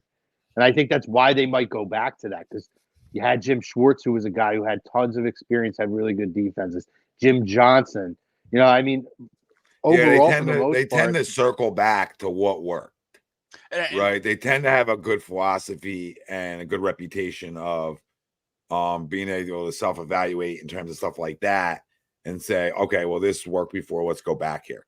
That's why I think you're going to get a former head coach of some sort that was been a defense coordinator. That's what this football team will have to start of next year. So I can almost stamp that. The offense is going to be tricky. That's why I said the offense. I could see them, maybe not having the most experienced guy, but a guy who at least has a little bit of little more of a resume. I could see him bringing Brian Johnson back. Me too. I could see that too. I mean, I know people don't want to hear it, but I almost feel like there's kind of an argument for it. Because we talked about it, right? Look at the game film. How many players were open, like quickly, and Jalen just didn't get them the football. Like that's his offense. That's his scheme. Guys are getting. No, I gotta tell you something. You didn't hear it last night. All right, but Jalen's defense legal team was all on birds of a feather last night, and boy was it nauseating to hear. I mean, boy, the amount of tape everybody watching. I mean, I didn't know guys had I didn't know Pete Young had so much time to watch tape now. I didn't know while slinging cars that in between he was watching tape. The amount of guys that watch tape on that show now is alarming. Okay. And it's never Jalen's fault. It's stats like, well, nobody throws in contested windows as well as Jalen Hurts. Well, why is he always throwing in contested windows? You know what I mean? Like, you think that's a good stat? That's a cool stat, but that doesn't mean guys aren't open. Stop so you're taking yellow balls. Yeah, you're taking that stat and you're saying, well, nobody's open. So now he's gotta overcome it. Get the heck out of here, dude. What's happening is it's a combo effect. Like nobody in this city is willing to say what we witnessed is a combo, is a disconnect from your quarterback, his coordinator, and his head coach. Every one of those guys failed. That's it. You want to rank them? That's what we do for funsies. But at the end of the day, you can equally rank all three of them. So people say, "Well, how could you make Jalen? We only scored 9 points in a playoff game. How dare you make Jalen number one reason for the collapse? How dare me? How dare me? First off, it's a poll question. It's a good time. It's right after a loss. And excuse me for with my eyeballs for saying, you know what, that's my quarterback. And everybody says, well, it's a lazy narrative to bring the money up when being critical. Or you have a past history of being critical. No, I have a past history of wanting to win. And I have a past history of evaluating players. And I have a history of saying, hey, and all I'm telling you guys is you can give me all the stats in the world and all the numbers in the world. If you can't see just watching games that he wasn't as decisive, I don't know that. That's not so that's lazy. Like, why do you want to run through walls? Because you like a guy? I love him. But I'm going to tell you how it is. What I watched last night was a circle jerk around this guy is nowhere near blame. If you're to listen to him, he's like fourth. Get out of here, dude. He's making more money than everybody that we listen combined. Combined. He's the face of your organization. God damn it. I'm tired of it. I'm tired of it. Everybody else can get smoked in the city for less. And these guys want to run out of here and tape me? You can tape me all day. Take this. I watch games. I see what I see, and I've been doing it for a long time. So if y'all need to go backwards, be my guest. You all need to rewind, that's on you. And I say this with all due respect. But don't bring up something that doesn't matter to me. Okay, you watch tape. Cool. I watch the game. I don't need to. Sometimes you don't need to go back when your quarterback is one look and go. Like, sure, if he's going through progressions and nobody's there, I want to go rewatch that. Make sense? I want to see why there's no separation. We go off of what Troy Aikman said. There's no separation out here. There's no separation. So not a whole season, there was no separation. Okay. Oh, you don't need the all-22 film to determine that we played like shit Monday night and didn't convert a fucking third down. Kyler Murray getting right out of places. Kyler Murray outplayed Jalen Hurts, okay? With less. Yeah. I'm not going to keep doing this. With less, okay? So miss me with all of it. He's got two show ponies on the outside, and he played worse with less. Baker Mayfield was right out of Cleveland, right out of there, was a scapegoat. Baker Mayfield played better than Jalen Hurts with better weapons in that game per se. Okay, Tyrod Taylor played better than Jalen Hurts. That's fucking embarrassing.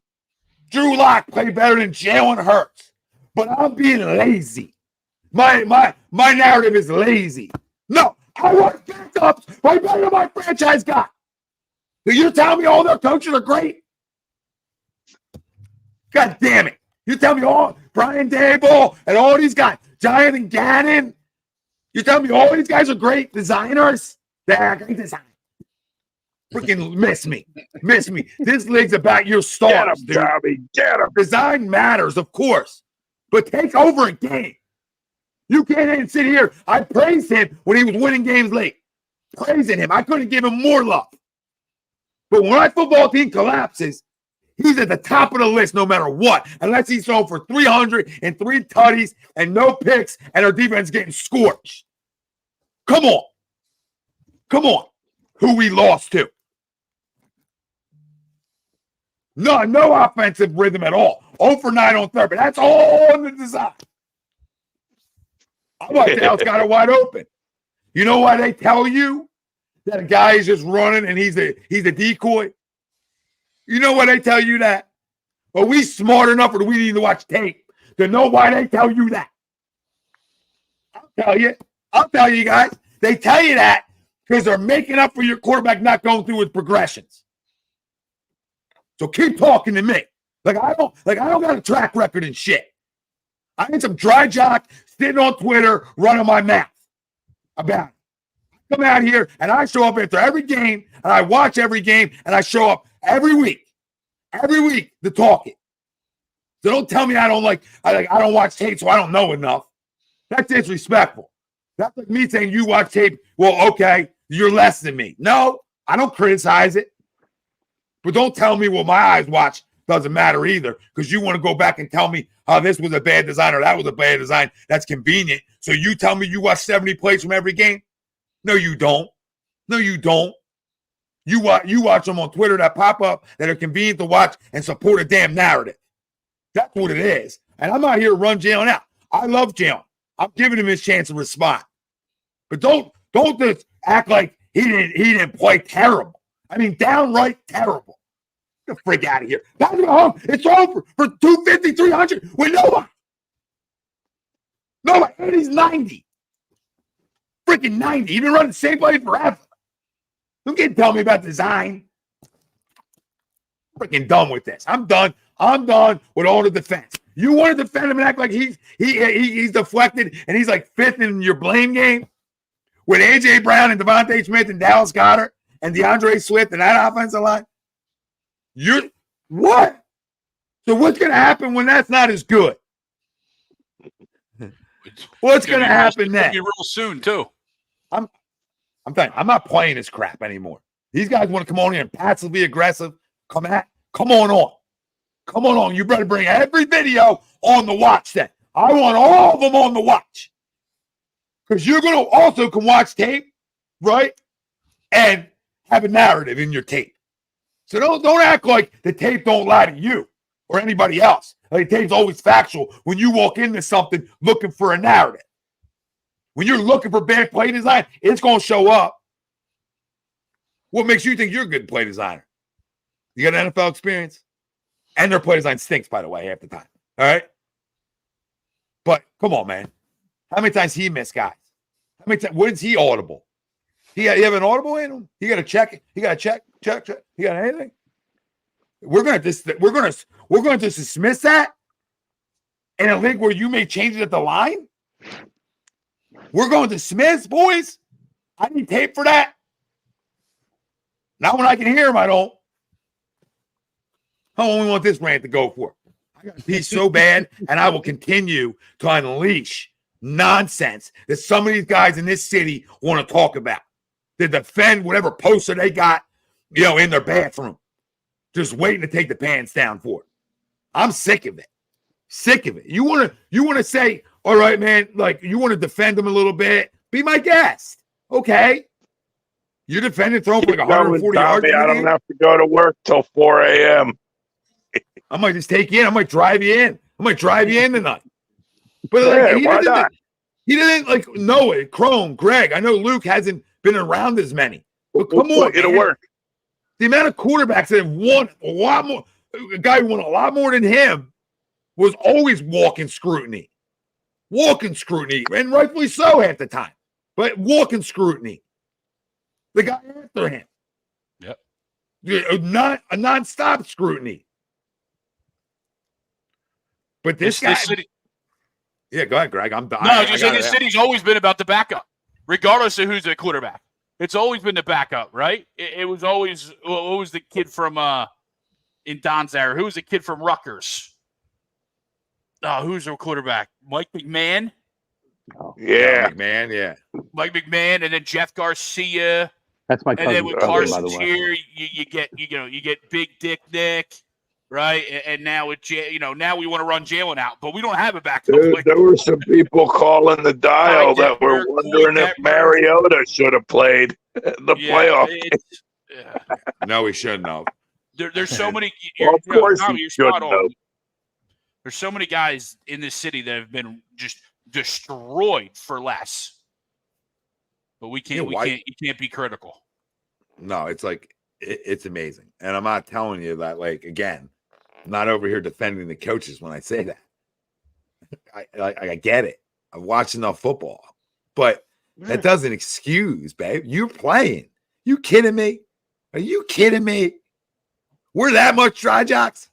That's how dry our sheets we are. That we're going to sit around here and act like with AJ Brown and DeVonta Smith. One guy's Twitter handle is always open. And we're going to go on a 1-6, and we're going to go on a 1-6 path and have no offensive rhythm and no explosion and no nothing. And I told you why AJ Brown don't say nothing. Because he ain't going to sit here and throw all these people under the bus for bad play calls, bad reads, different things like that for everybody. So, like, here's a question. The guy can have a down year, right? With all due respect, like the guy can have an average year. It doesn't define his career. You understand? It doesn't define it. It defines it if you allow that to be acceptable. You understand? You start allowing that to be, it's okay, it's not on him. Tape says it's not. It told me. I didn't have to watch it, the tape, because the AI just told me. You know what I mean? Freaking artificial intelligence told you. I feel like that. He don't deserve blame. Next gen stats said, nah. You know what I mean? No, and I love my boys. Yeah. I love my boys on all shows, right? I love it. This is friendly fire here. But don't like just say, you know what I mean? Just come on with it then. Should just popped on Sunday night. Right? Suit and tie, get ready to defend them. But man, like I didn't think I was gonna get run out of town for saying he was my number one reason. My bad. I won't I won't put the quarterback at the top of the food chain. I said you guys for years. I said this for years. You don't know that people follow the leaders. How many years do I have to say this before people grasp it? Like, who's got the most money? How does he go about his business? Is he successful? The second Carson wasn't a leader was the second he started stinking. Who wasn't leader talk when you're winning? Same thing for Jalen.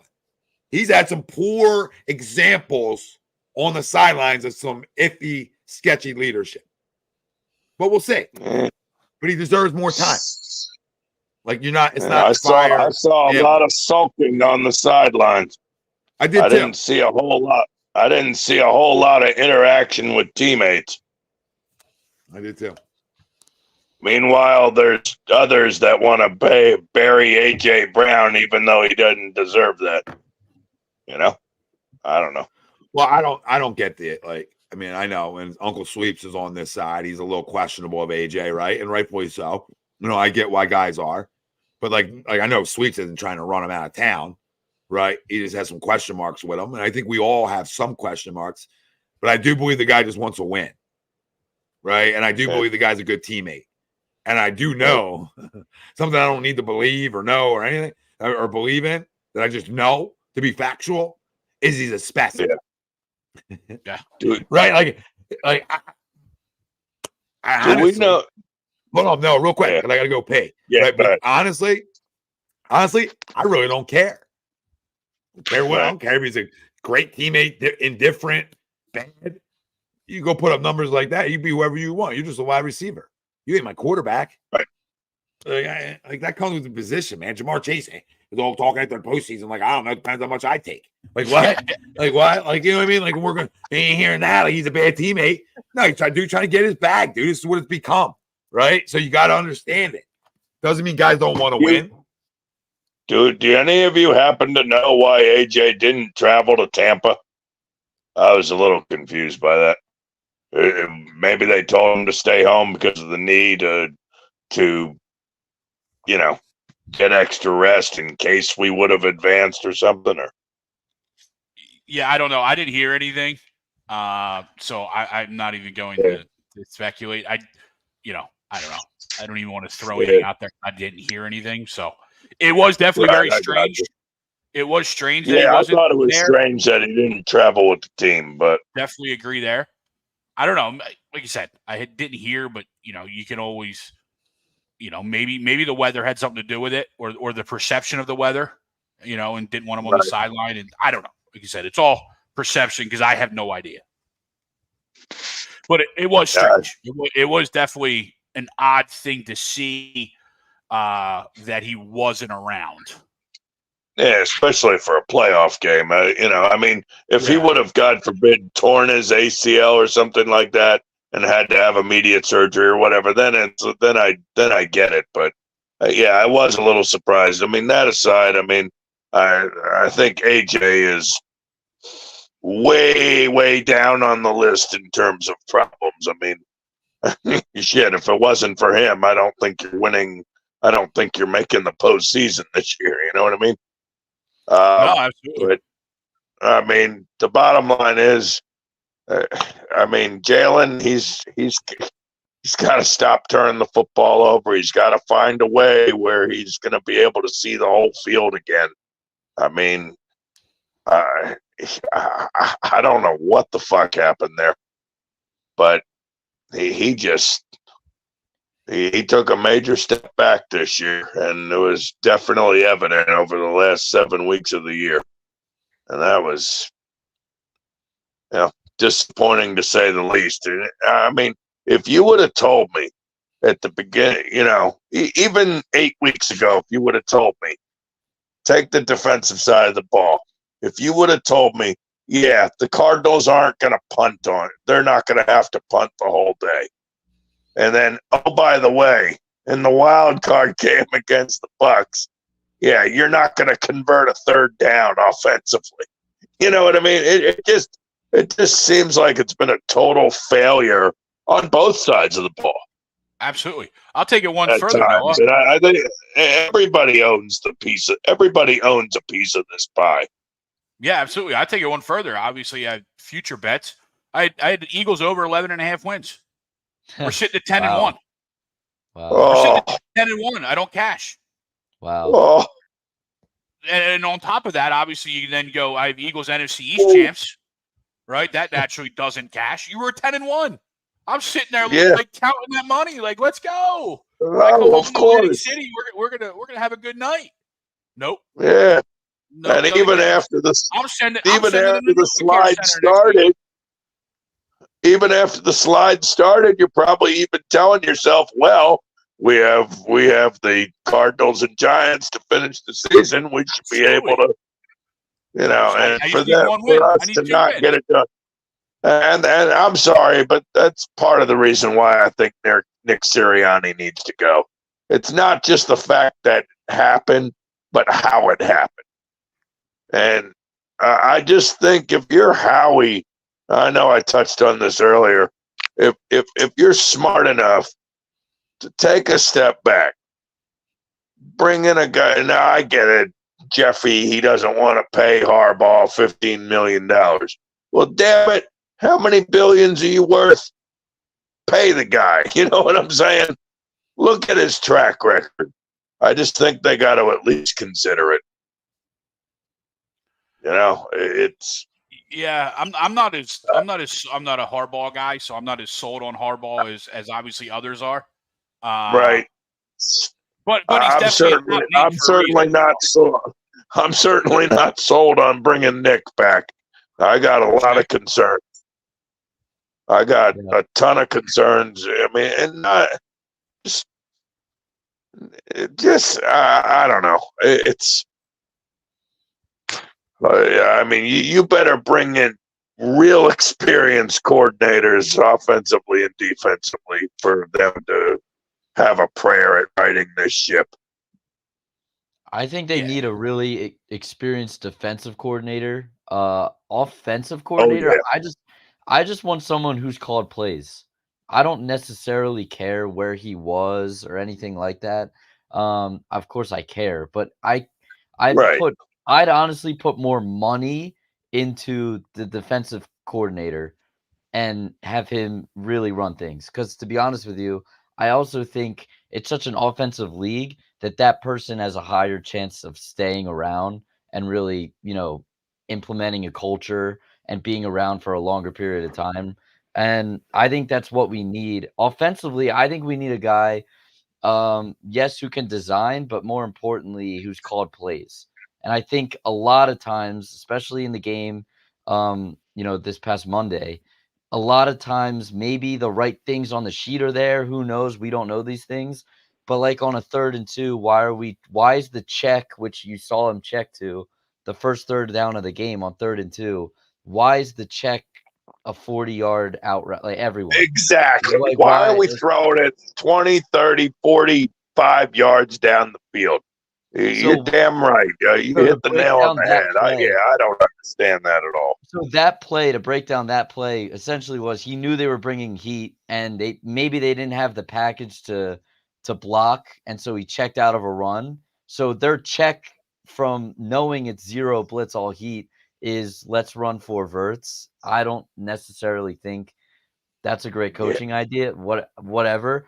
I just want someone who has play called before. That's what I need. Now, Brian Johnson might eventually become to be a good play caller with a few years under him, 100%. We just don't really have that timeline right now. We're not we are young in certain aspects of our team. We're win right now, like right away. I don't think he was the guy to necessarily take that up position wise and really run with it. I don't think that was ever the right position for him. So I think that's what they need. They need a guy who's play called before, is essentially my 2 cents. Well, I think to your point, and I said it earlier, but I'm 100% with you, and that's why I think that's where they spend the money is on the defensive coordinator. And I do think as well that offensively we are starting to age a little bit.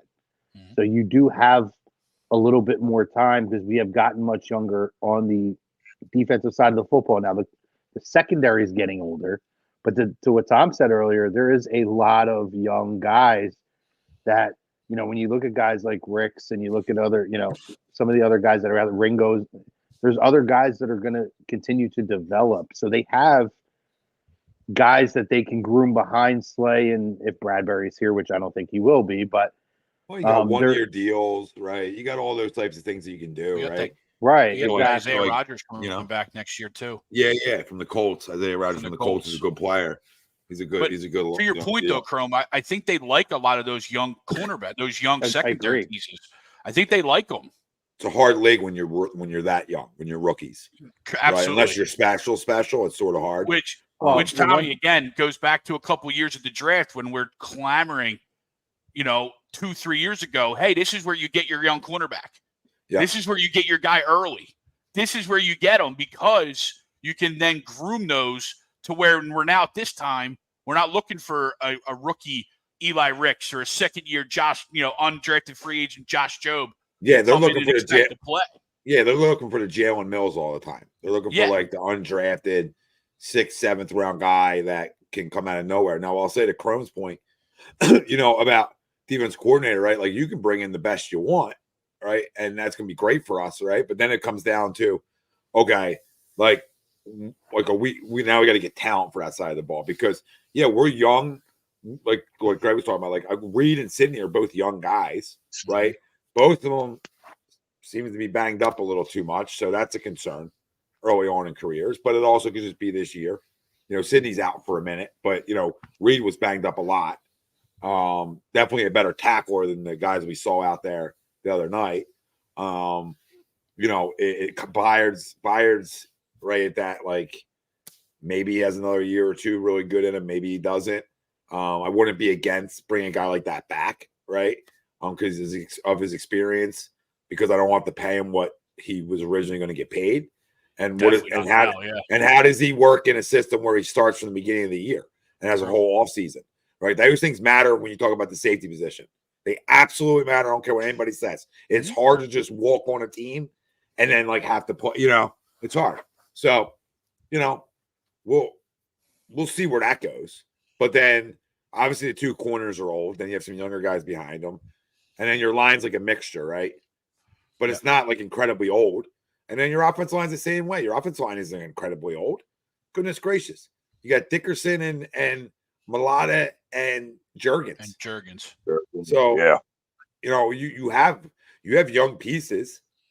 So I'm sure they're going to draft and the guys behind them. Yeah, and the guys behind them, Apetta, Driscoll, they're not old. No. Nope. They might not be good, but they're not old.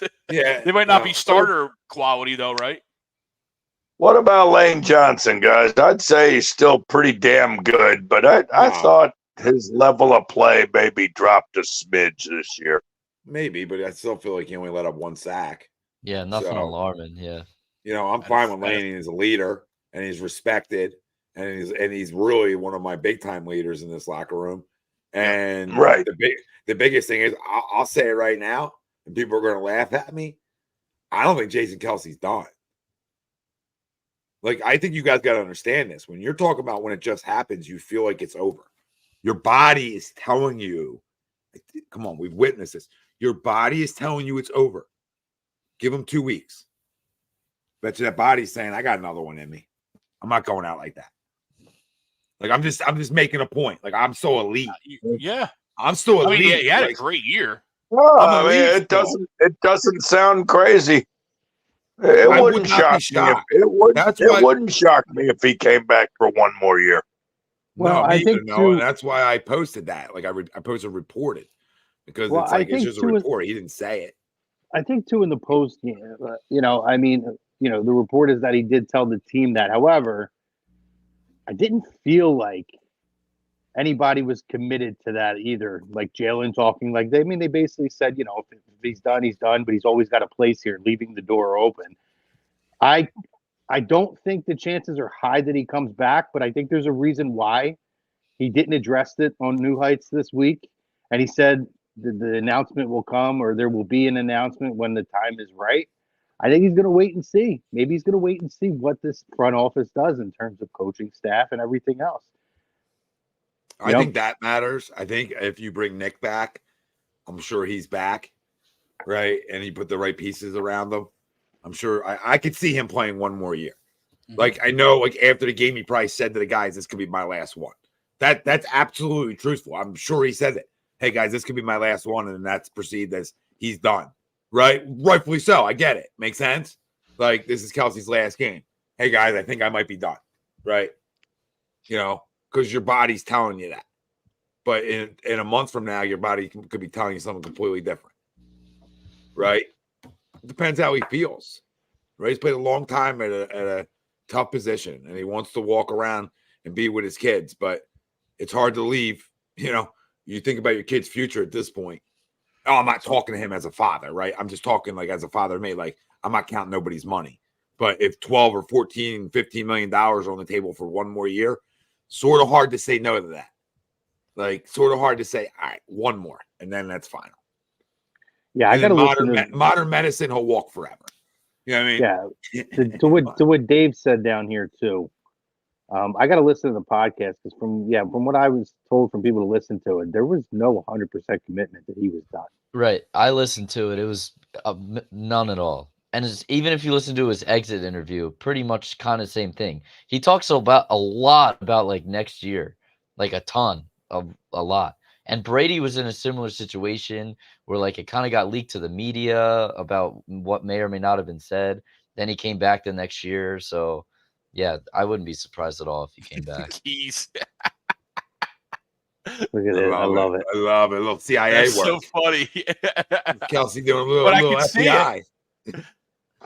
Dude, as long as he's been here, like I can absolutely see, like, okay, who is this writer? Yeah. Who are we getting out of here? Right? Well, yeah, I mean, Fletch blew somebody up, and rightfully so.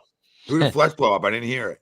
It was I forget who asked it, but it was somebody who was asking the question about Nick and whether he thinks he's going to be back. And he goes, "Dude, you're a clown. Get the hell out of here." I think it was McLean. I think makes sense. I love it. I love it.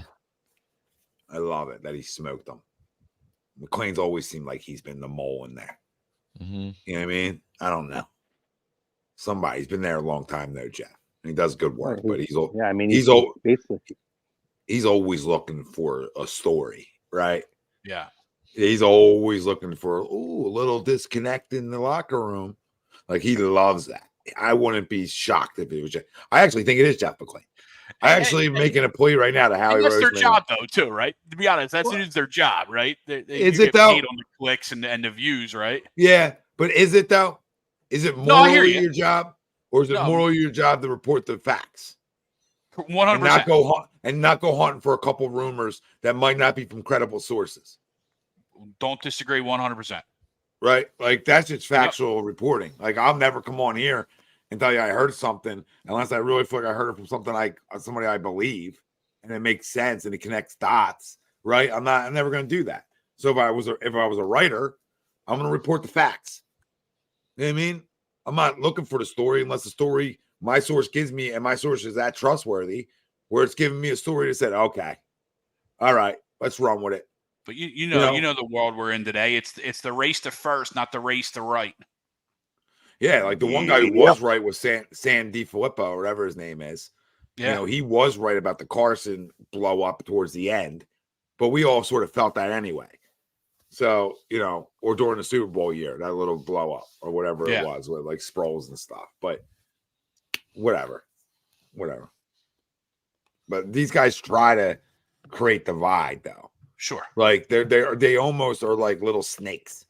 They're all a bunch of snakes running around the Novacare. Like, hey, who can get the best info today? Right? Like, let me talk to this guy. Like, it really is.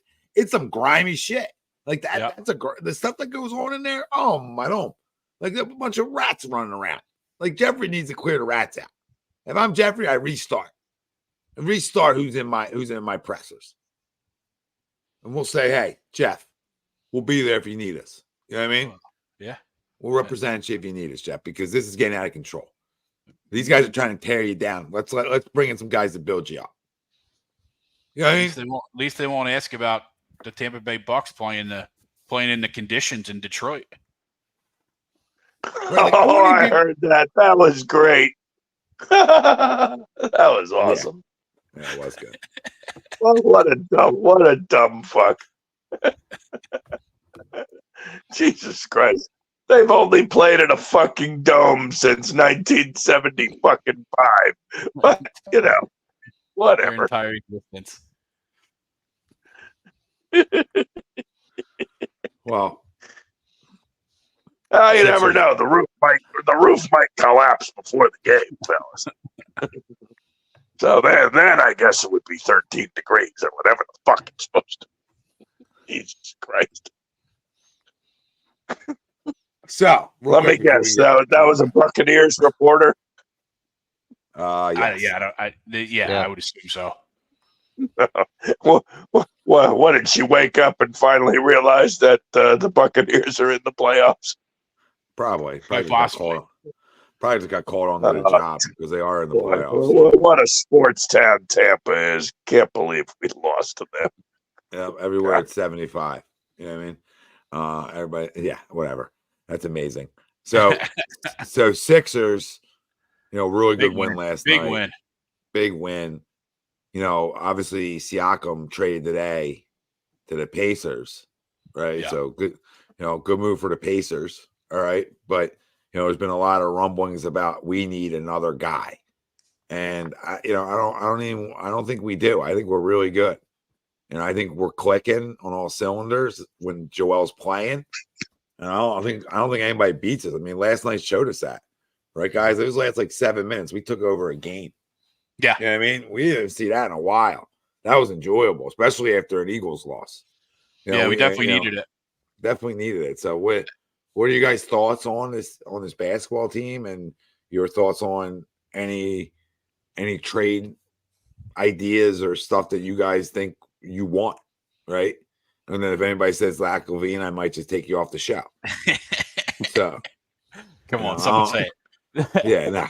No, I agree, Tommy, and I think we said this all along, and and Jeff Van Gundy, who I never listened to, said it last night on the broadcast, and it all resides around Joel Embiid anyway, right? If Joel Embiid's healthy, we're good, but if he's not healthy or is a shell of himself, then it doesn't matter what happens, because we're not going to be the same team that we are when Joel's healthy. If he's healthy, he's the best player right now, and he's going to carry us as far as he goes. I think it's crazy and asinine to continue to be on the trade Tobias Harris just because he's on the expiring deal. I mean, if it would have gotten Siakam, okay, I can fathom it. But it's the same thing. Siakam's not a guarantee to re-sign either. Nope. Right? So you're trading one expiring deal for another. And you look at the Siakam deal and you look at it and you sit there and go, we didn't have enough bullets to get Siakam anyway.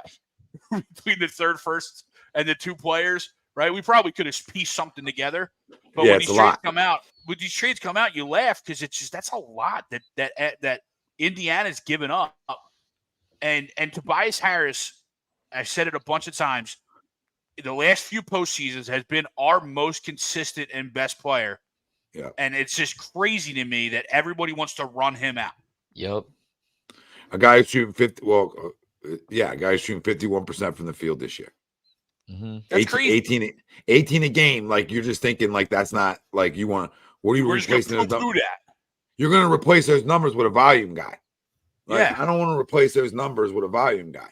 I And have back-to-back 30-point games, including a Sixers high for him. It's his tenure. First time in his career, he's going back-to-back 30. So that was the first time in Tobias' career.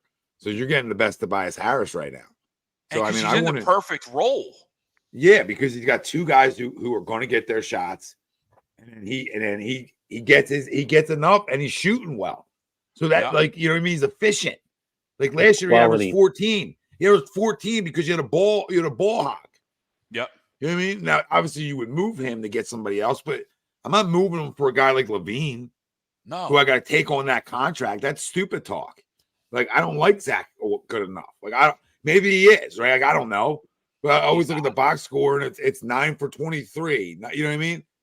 9 for 24, 10 for 25. Like that doesn't sell me. You know what I mean? That just means you score, okay? Right? Like I don't know. It's again, if they did it, they do it, right? I'm not gonna not watch. I'm gonna hope for the best, right? But I think you get better defense from Tobias. And I think that's important too. Like it's not like, oh, I'm saying defense over offense. No, I'm saying you get the combo of the two. You're getting a guy who rebounds, and you're getting a guy who can D up some bigs. He can D up some athletic bigs. He's proven it. He did it last night with Joker. Yeah. Right. He's done it with Bam. I mean, he's done it.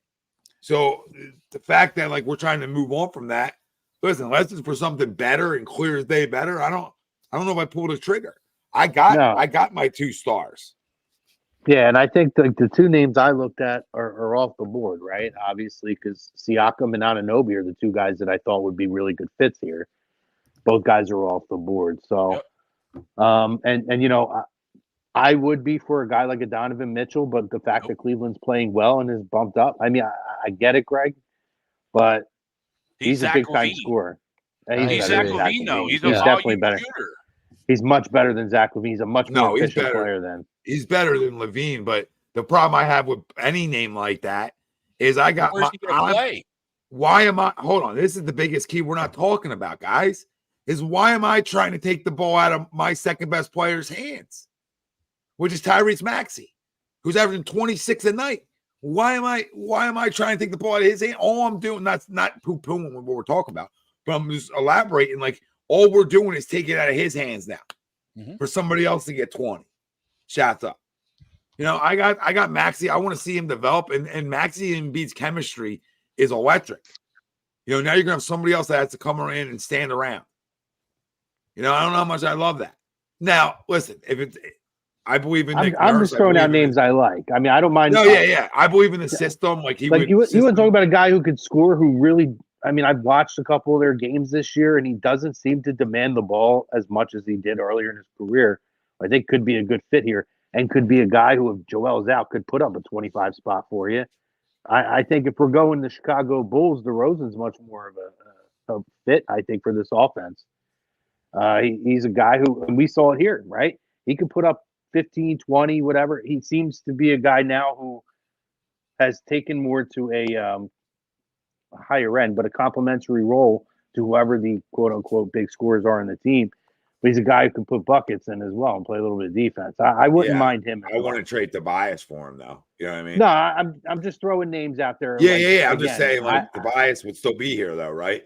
So could we pull off that? Could we get him without giving up Tobias? No. Probably not, right? So the main guy that I want, who literally happened a few hours ago, said we're not looking at him. I don't fully understand it. You wouldn't have to give up Tobias Harris. Is DeJounte Murray. Now, it's definitely a risky play.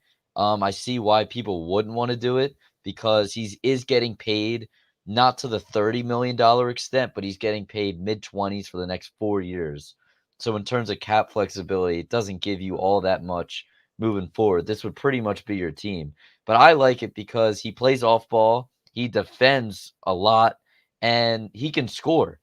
And the main thing that I see that we're missing now is rebounding, number one. Doesn't really feel that need. But the other thing is a secondary ball handler. There are I love Maxey. I love him to death.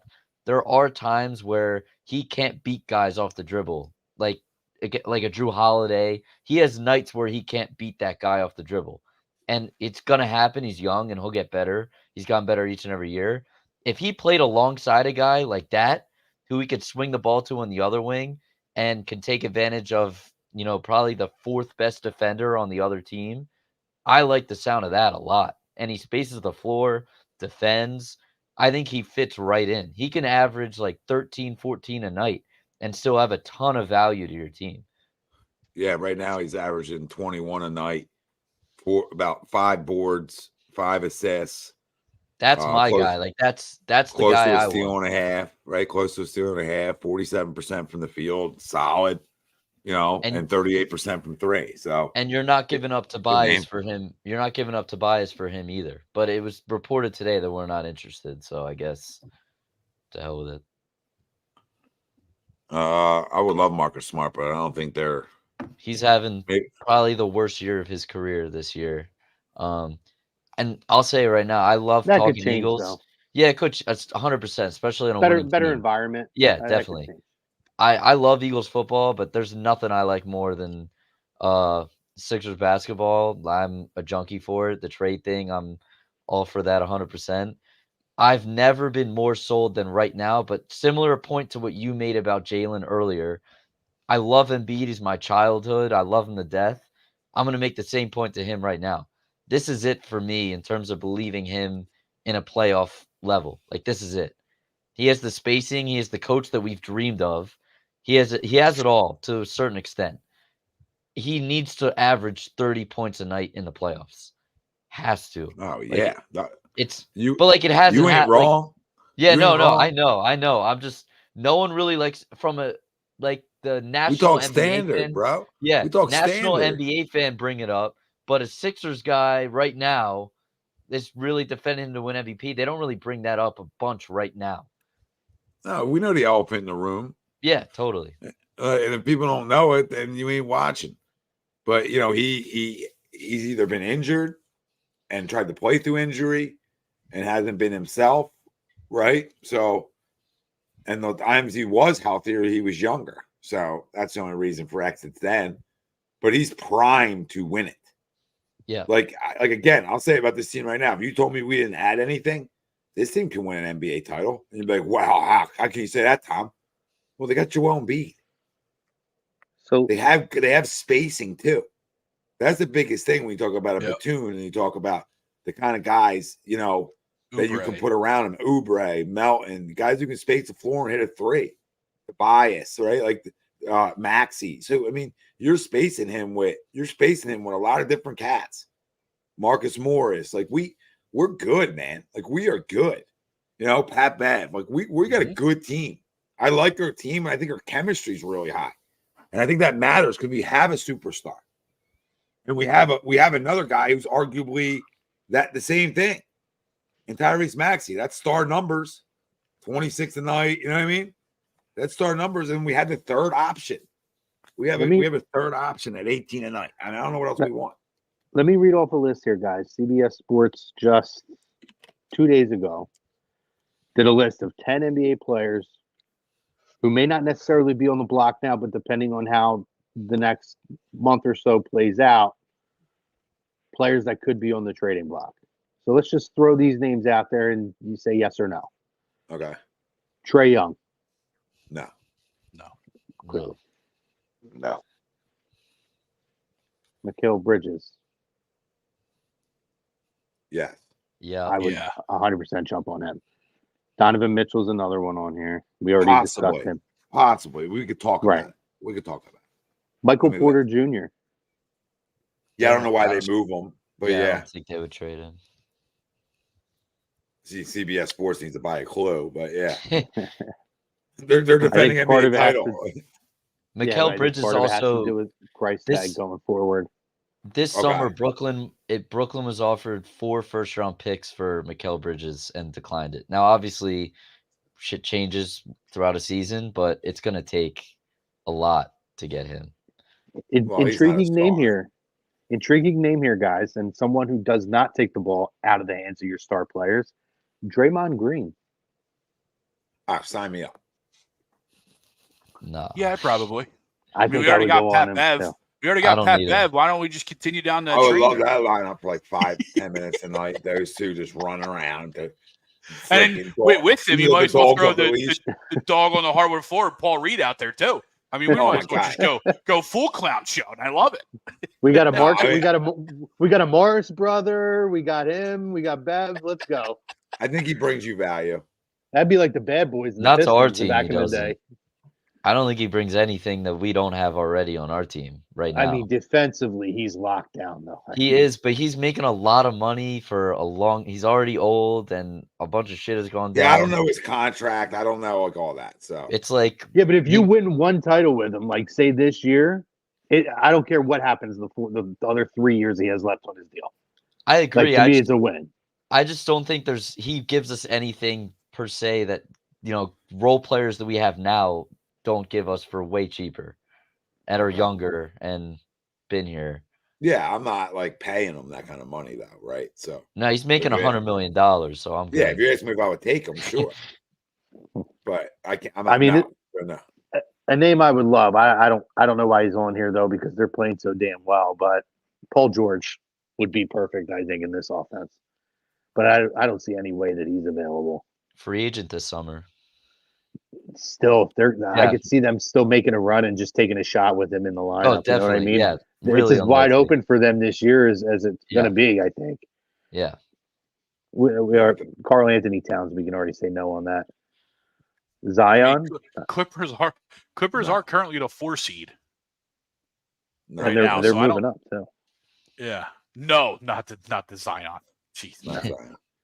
Julius Randle. I'd take Jalen Hurts. No. He's a loser. Talk about a loser. Yeah, it seems like he may have became one a little bit. Yeah, I'm I good. used to really like him, but he's sort of A guy I like, last guy on the list here, Lauri Markkanen. I would fucking trade all you guys for him. Yeah. Only guy I would trade for Tobias for is probably him. His name's been out there a lot. Yeah. I like Lauri. What's his deal look like? How old is he now? He's still pretty 25? young. 25? I won't answer that question. No, I don't want you Greg and birthdays are not that's not his I'm going to ask you to opt out. You know what I mean? Opt out of this one, buddy. He's 26. Okay. All right. I'm not against that. Would take a lot to get him, though. From the reports are that he's not untouchable right now, but you know who the GM is? He has Danny Ainge. Really, we have a great trade history with Danny Ainge. Really, he's making 17 to 18 million the next 2 years, this year and next year. All right. Well, at least I have him for control another year. Yep. So yeah, I'm in. I'd be in for him 100%. I like a guy like Alex Caruso, a guy who can come off your bench and just play some defense, won't cost you more than, these guys. I like someone like that who can play. I think he's more valuable than per se like Melton or someone like that. I think he gives you a lot more on the defensive side of the ball. He might not have to finish games. Maybe he does. I like him a ton to get someone like that on the team. That's a bona fide winner right there. I love that guy. Yeah, I like him too. And you know what? He's a guy. If you listen to Pat Bev loves him too. Yep.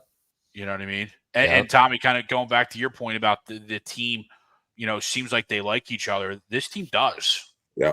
This team seems like, and you can't always say that about Sixers teams, right? Because you had the drama with Ben Simmons, right? You had that drama with Joe, James Harden, right? So you never really over most of Joel's career, you can never really sit there and say they've had a cohesive unit that seemed to get along and play well. And I mean, that's the name of the game in the NBA.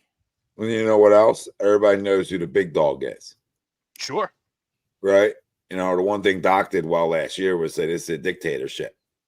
This runs through Joel Embiid first, right? It's the only thing he said, the only thing he did right, essentially.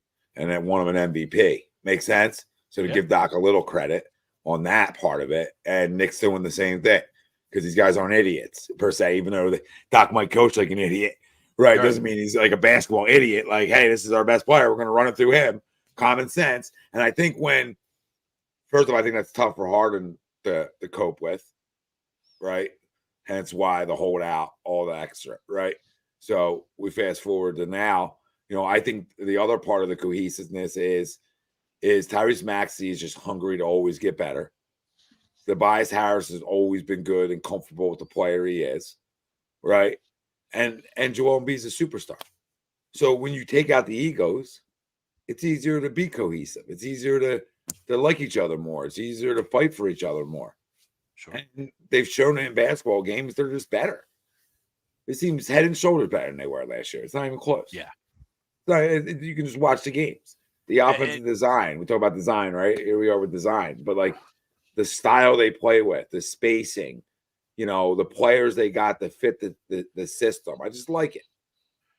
And you look at a game like last night, right? You're going against Joker, right? One of the one of the best players in the league, and how many guys were thrown at him from a defensive standpoint, right? You had times where Tobias was on him. Then you had times where Maxey was on him, right? And Joker then had to make a decision. Then you had Batum. And so that's Nick Nurse, right? And we talked about when we brought him in, he always had an answer for Joel. So he's always going to have an answer on the defensive side of the ball. And for the first three quarters, no one played defense. But at least he had other people. He made Joker think last night. And when you get NBA guys to think, I think that's when they get in their bag a little bit, right? When they think they're so good, they're so athletic. It comes second nature to them that when they have to think and they have to figure out what they're doing, that's when it goes wrong for these guys. Yeah. Oh, you put this little guy on me. Oh my God. You put this, what I mean? You're running different cats at a guy. You're like, what the heck? You put a mouse in the house. Why is a mouse here? So yeah, that makes sense. But this team definitely feels different. And we know we said that last year a little bit, and they were a little bit, and they got further than they gotten before, before their little Game 7 collapse. But, I think you take out a Harden and you see Tobias's numbers jump. You see Maxey's numbers jump. That production handled itself. And now by moving him, you allow everything to get by subtraction there. Yeah, because you got stuff back. Hard and you got here. Yeah. Yeah. Going to Tobias for a second, I think he's great. I don't want to trade him, but I think that there's one that's like the missing piece. I think there's an element to him that we haven't unlocked. We've seen it when Maxey or one of Embiid or Maxey are out. He tends to step his game up. Then it's like a free, all right, I got to go score 25. When they're both in, it's a little bit of a hesitant level of play. Now, he's picked it up when they're out of the game, and he's like, all right, this is my lineup. I got to go out and score. When they're both in, I don't know if you guys remember, when we first traded for him, he was a real 3-and-D guy, and he was amazing catch and shoot. One of the best, highest percentage three-point percentage guys in the league, especially from, the corner. I wish we got more of that while he's on the court with the two of them. That's my one, and, I'm being real picky, but, that's my one thing that, I want to see more of. And it seems like I think Doc had a lot to do with it for the worse of him. It's a lot of on the ball. I got to, dribble. He's best when he goes 1-2 pass, 1-2 shoot. He's best like that, downhill and catch and shoot. He's better. That's in what I want to see. Yep. Yeah, I want to see more of. All right, I gotta shoot this ball. Corner three. This is how he. I think he's done better with that, Luke. Paid. Yeah, he's gotten a little bit better. Yeah, and I think they've done a better job. No, really it's fair. Picky. Yeah, it's fair. But I think, don't you think? I'm asking you guys. Don't you think Nick's done a good job, and Nurse that is, not Sirianni, in getting him his opportunities and putting him in those positions of catch and shoots? I feel like he's done a pretty good job of that. Yeah, he's definitely a rhythm shooter too. And I think part of the reason why you're not seeing him shoot those corner shots that you're talking about, Luke, I feel like everybody on this team shoots from the corner. So the spacing just wouldn't be there because Batum shoots a lot of shots from that corner. Morris shoots a lot of shots from that corner. Pat Bev shoots his shots from those corners. So I feel like those corners are constant. That's where a lot of those complementary secondary pieces are looking for their opportunities. So that's why I feel like you're seeing him when he takes his 3-point shots, he's kind of more out on the arc and he's catching the ball in rhythm and taking those shots. What I like about him is he's almost a little bit of an old school player in that he's not afraid to back somebody down in the lane and do it like a jump hook, which I feel like nobody does that anymore other than maybe a guy like a Jokic or something who's just an astronomically special talented player. A lot of these guys, everybody's looking for a 3-point shot now. I like that he's willing to get down and dirty down low, and then he can kick a ball back out and find somebody out on the perimeter. Well, I think he's done a great job this year of finishing down there that he hasn't done a really good 100%. job in the last year or two. You know what I mean? So that's important too, right? To your everything, your points per game and everything. I mean, you want to finish down there. They're the high percentage stuff. So he's done a better job of finishing those kinds of things. Well, the thing we can't forget either, right? Obviously, Ben Simmons wasn't much of a shooter, right? When Jimmy Butler was here, you started to see kind of what you were talking about, Luke, right? Where he was taking those higher percentage shots and he was, but over the last 2 years, he's been displaced because he's been the one guy who didn't have a place in the offense. He was kind of picking up the scraps of whatever happened to be there. So it's hard to be, and I don't even know if I would consider him a true number 4 either, Tom, because he just wasn't getting looks like that. He was doing more. Well, yeah, 4 doesn't. You know what I mean? Right. That's So the I'm saying point. if an opportunity's there and he happens to get the ball in his hands, so there was no consistency to his offense to where where you're going to find him on the floor and find his hot spots. He was just kind of wherever the spacing took. He was trying to move around to keep guys open to open up the lane for Harden to drive, for Maxey to do what he does, for Embiid to be able to post up down low. Now there's more of a defined role. No, there is. All right, boys. You guys have anything else to close out the show? No, they're here in Orlando on Friday. Yes, sir. You going? I might look to go. Oh God.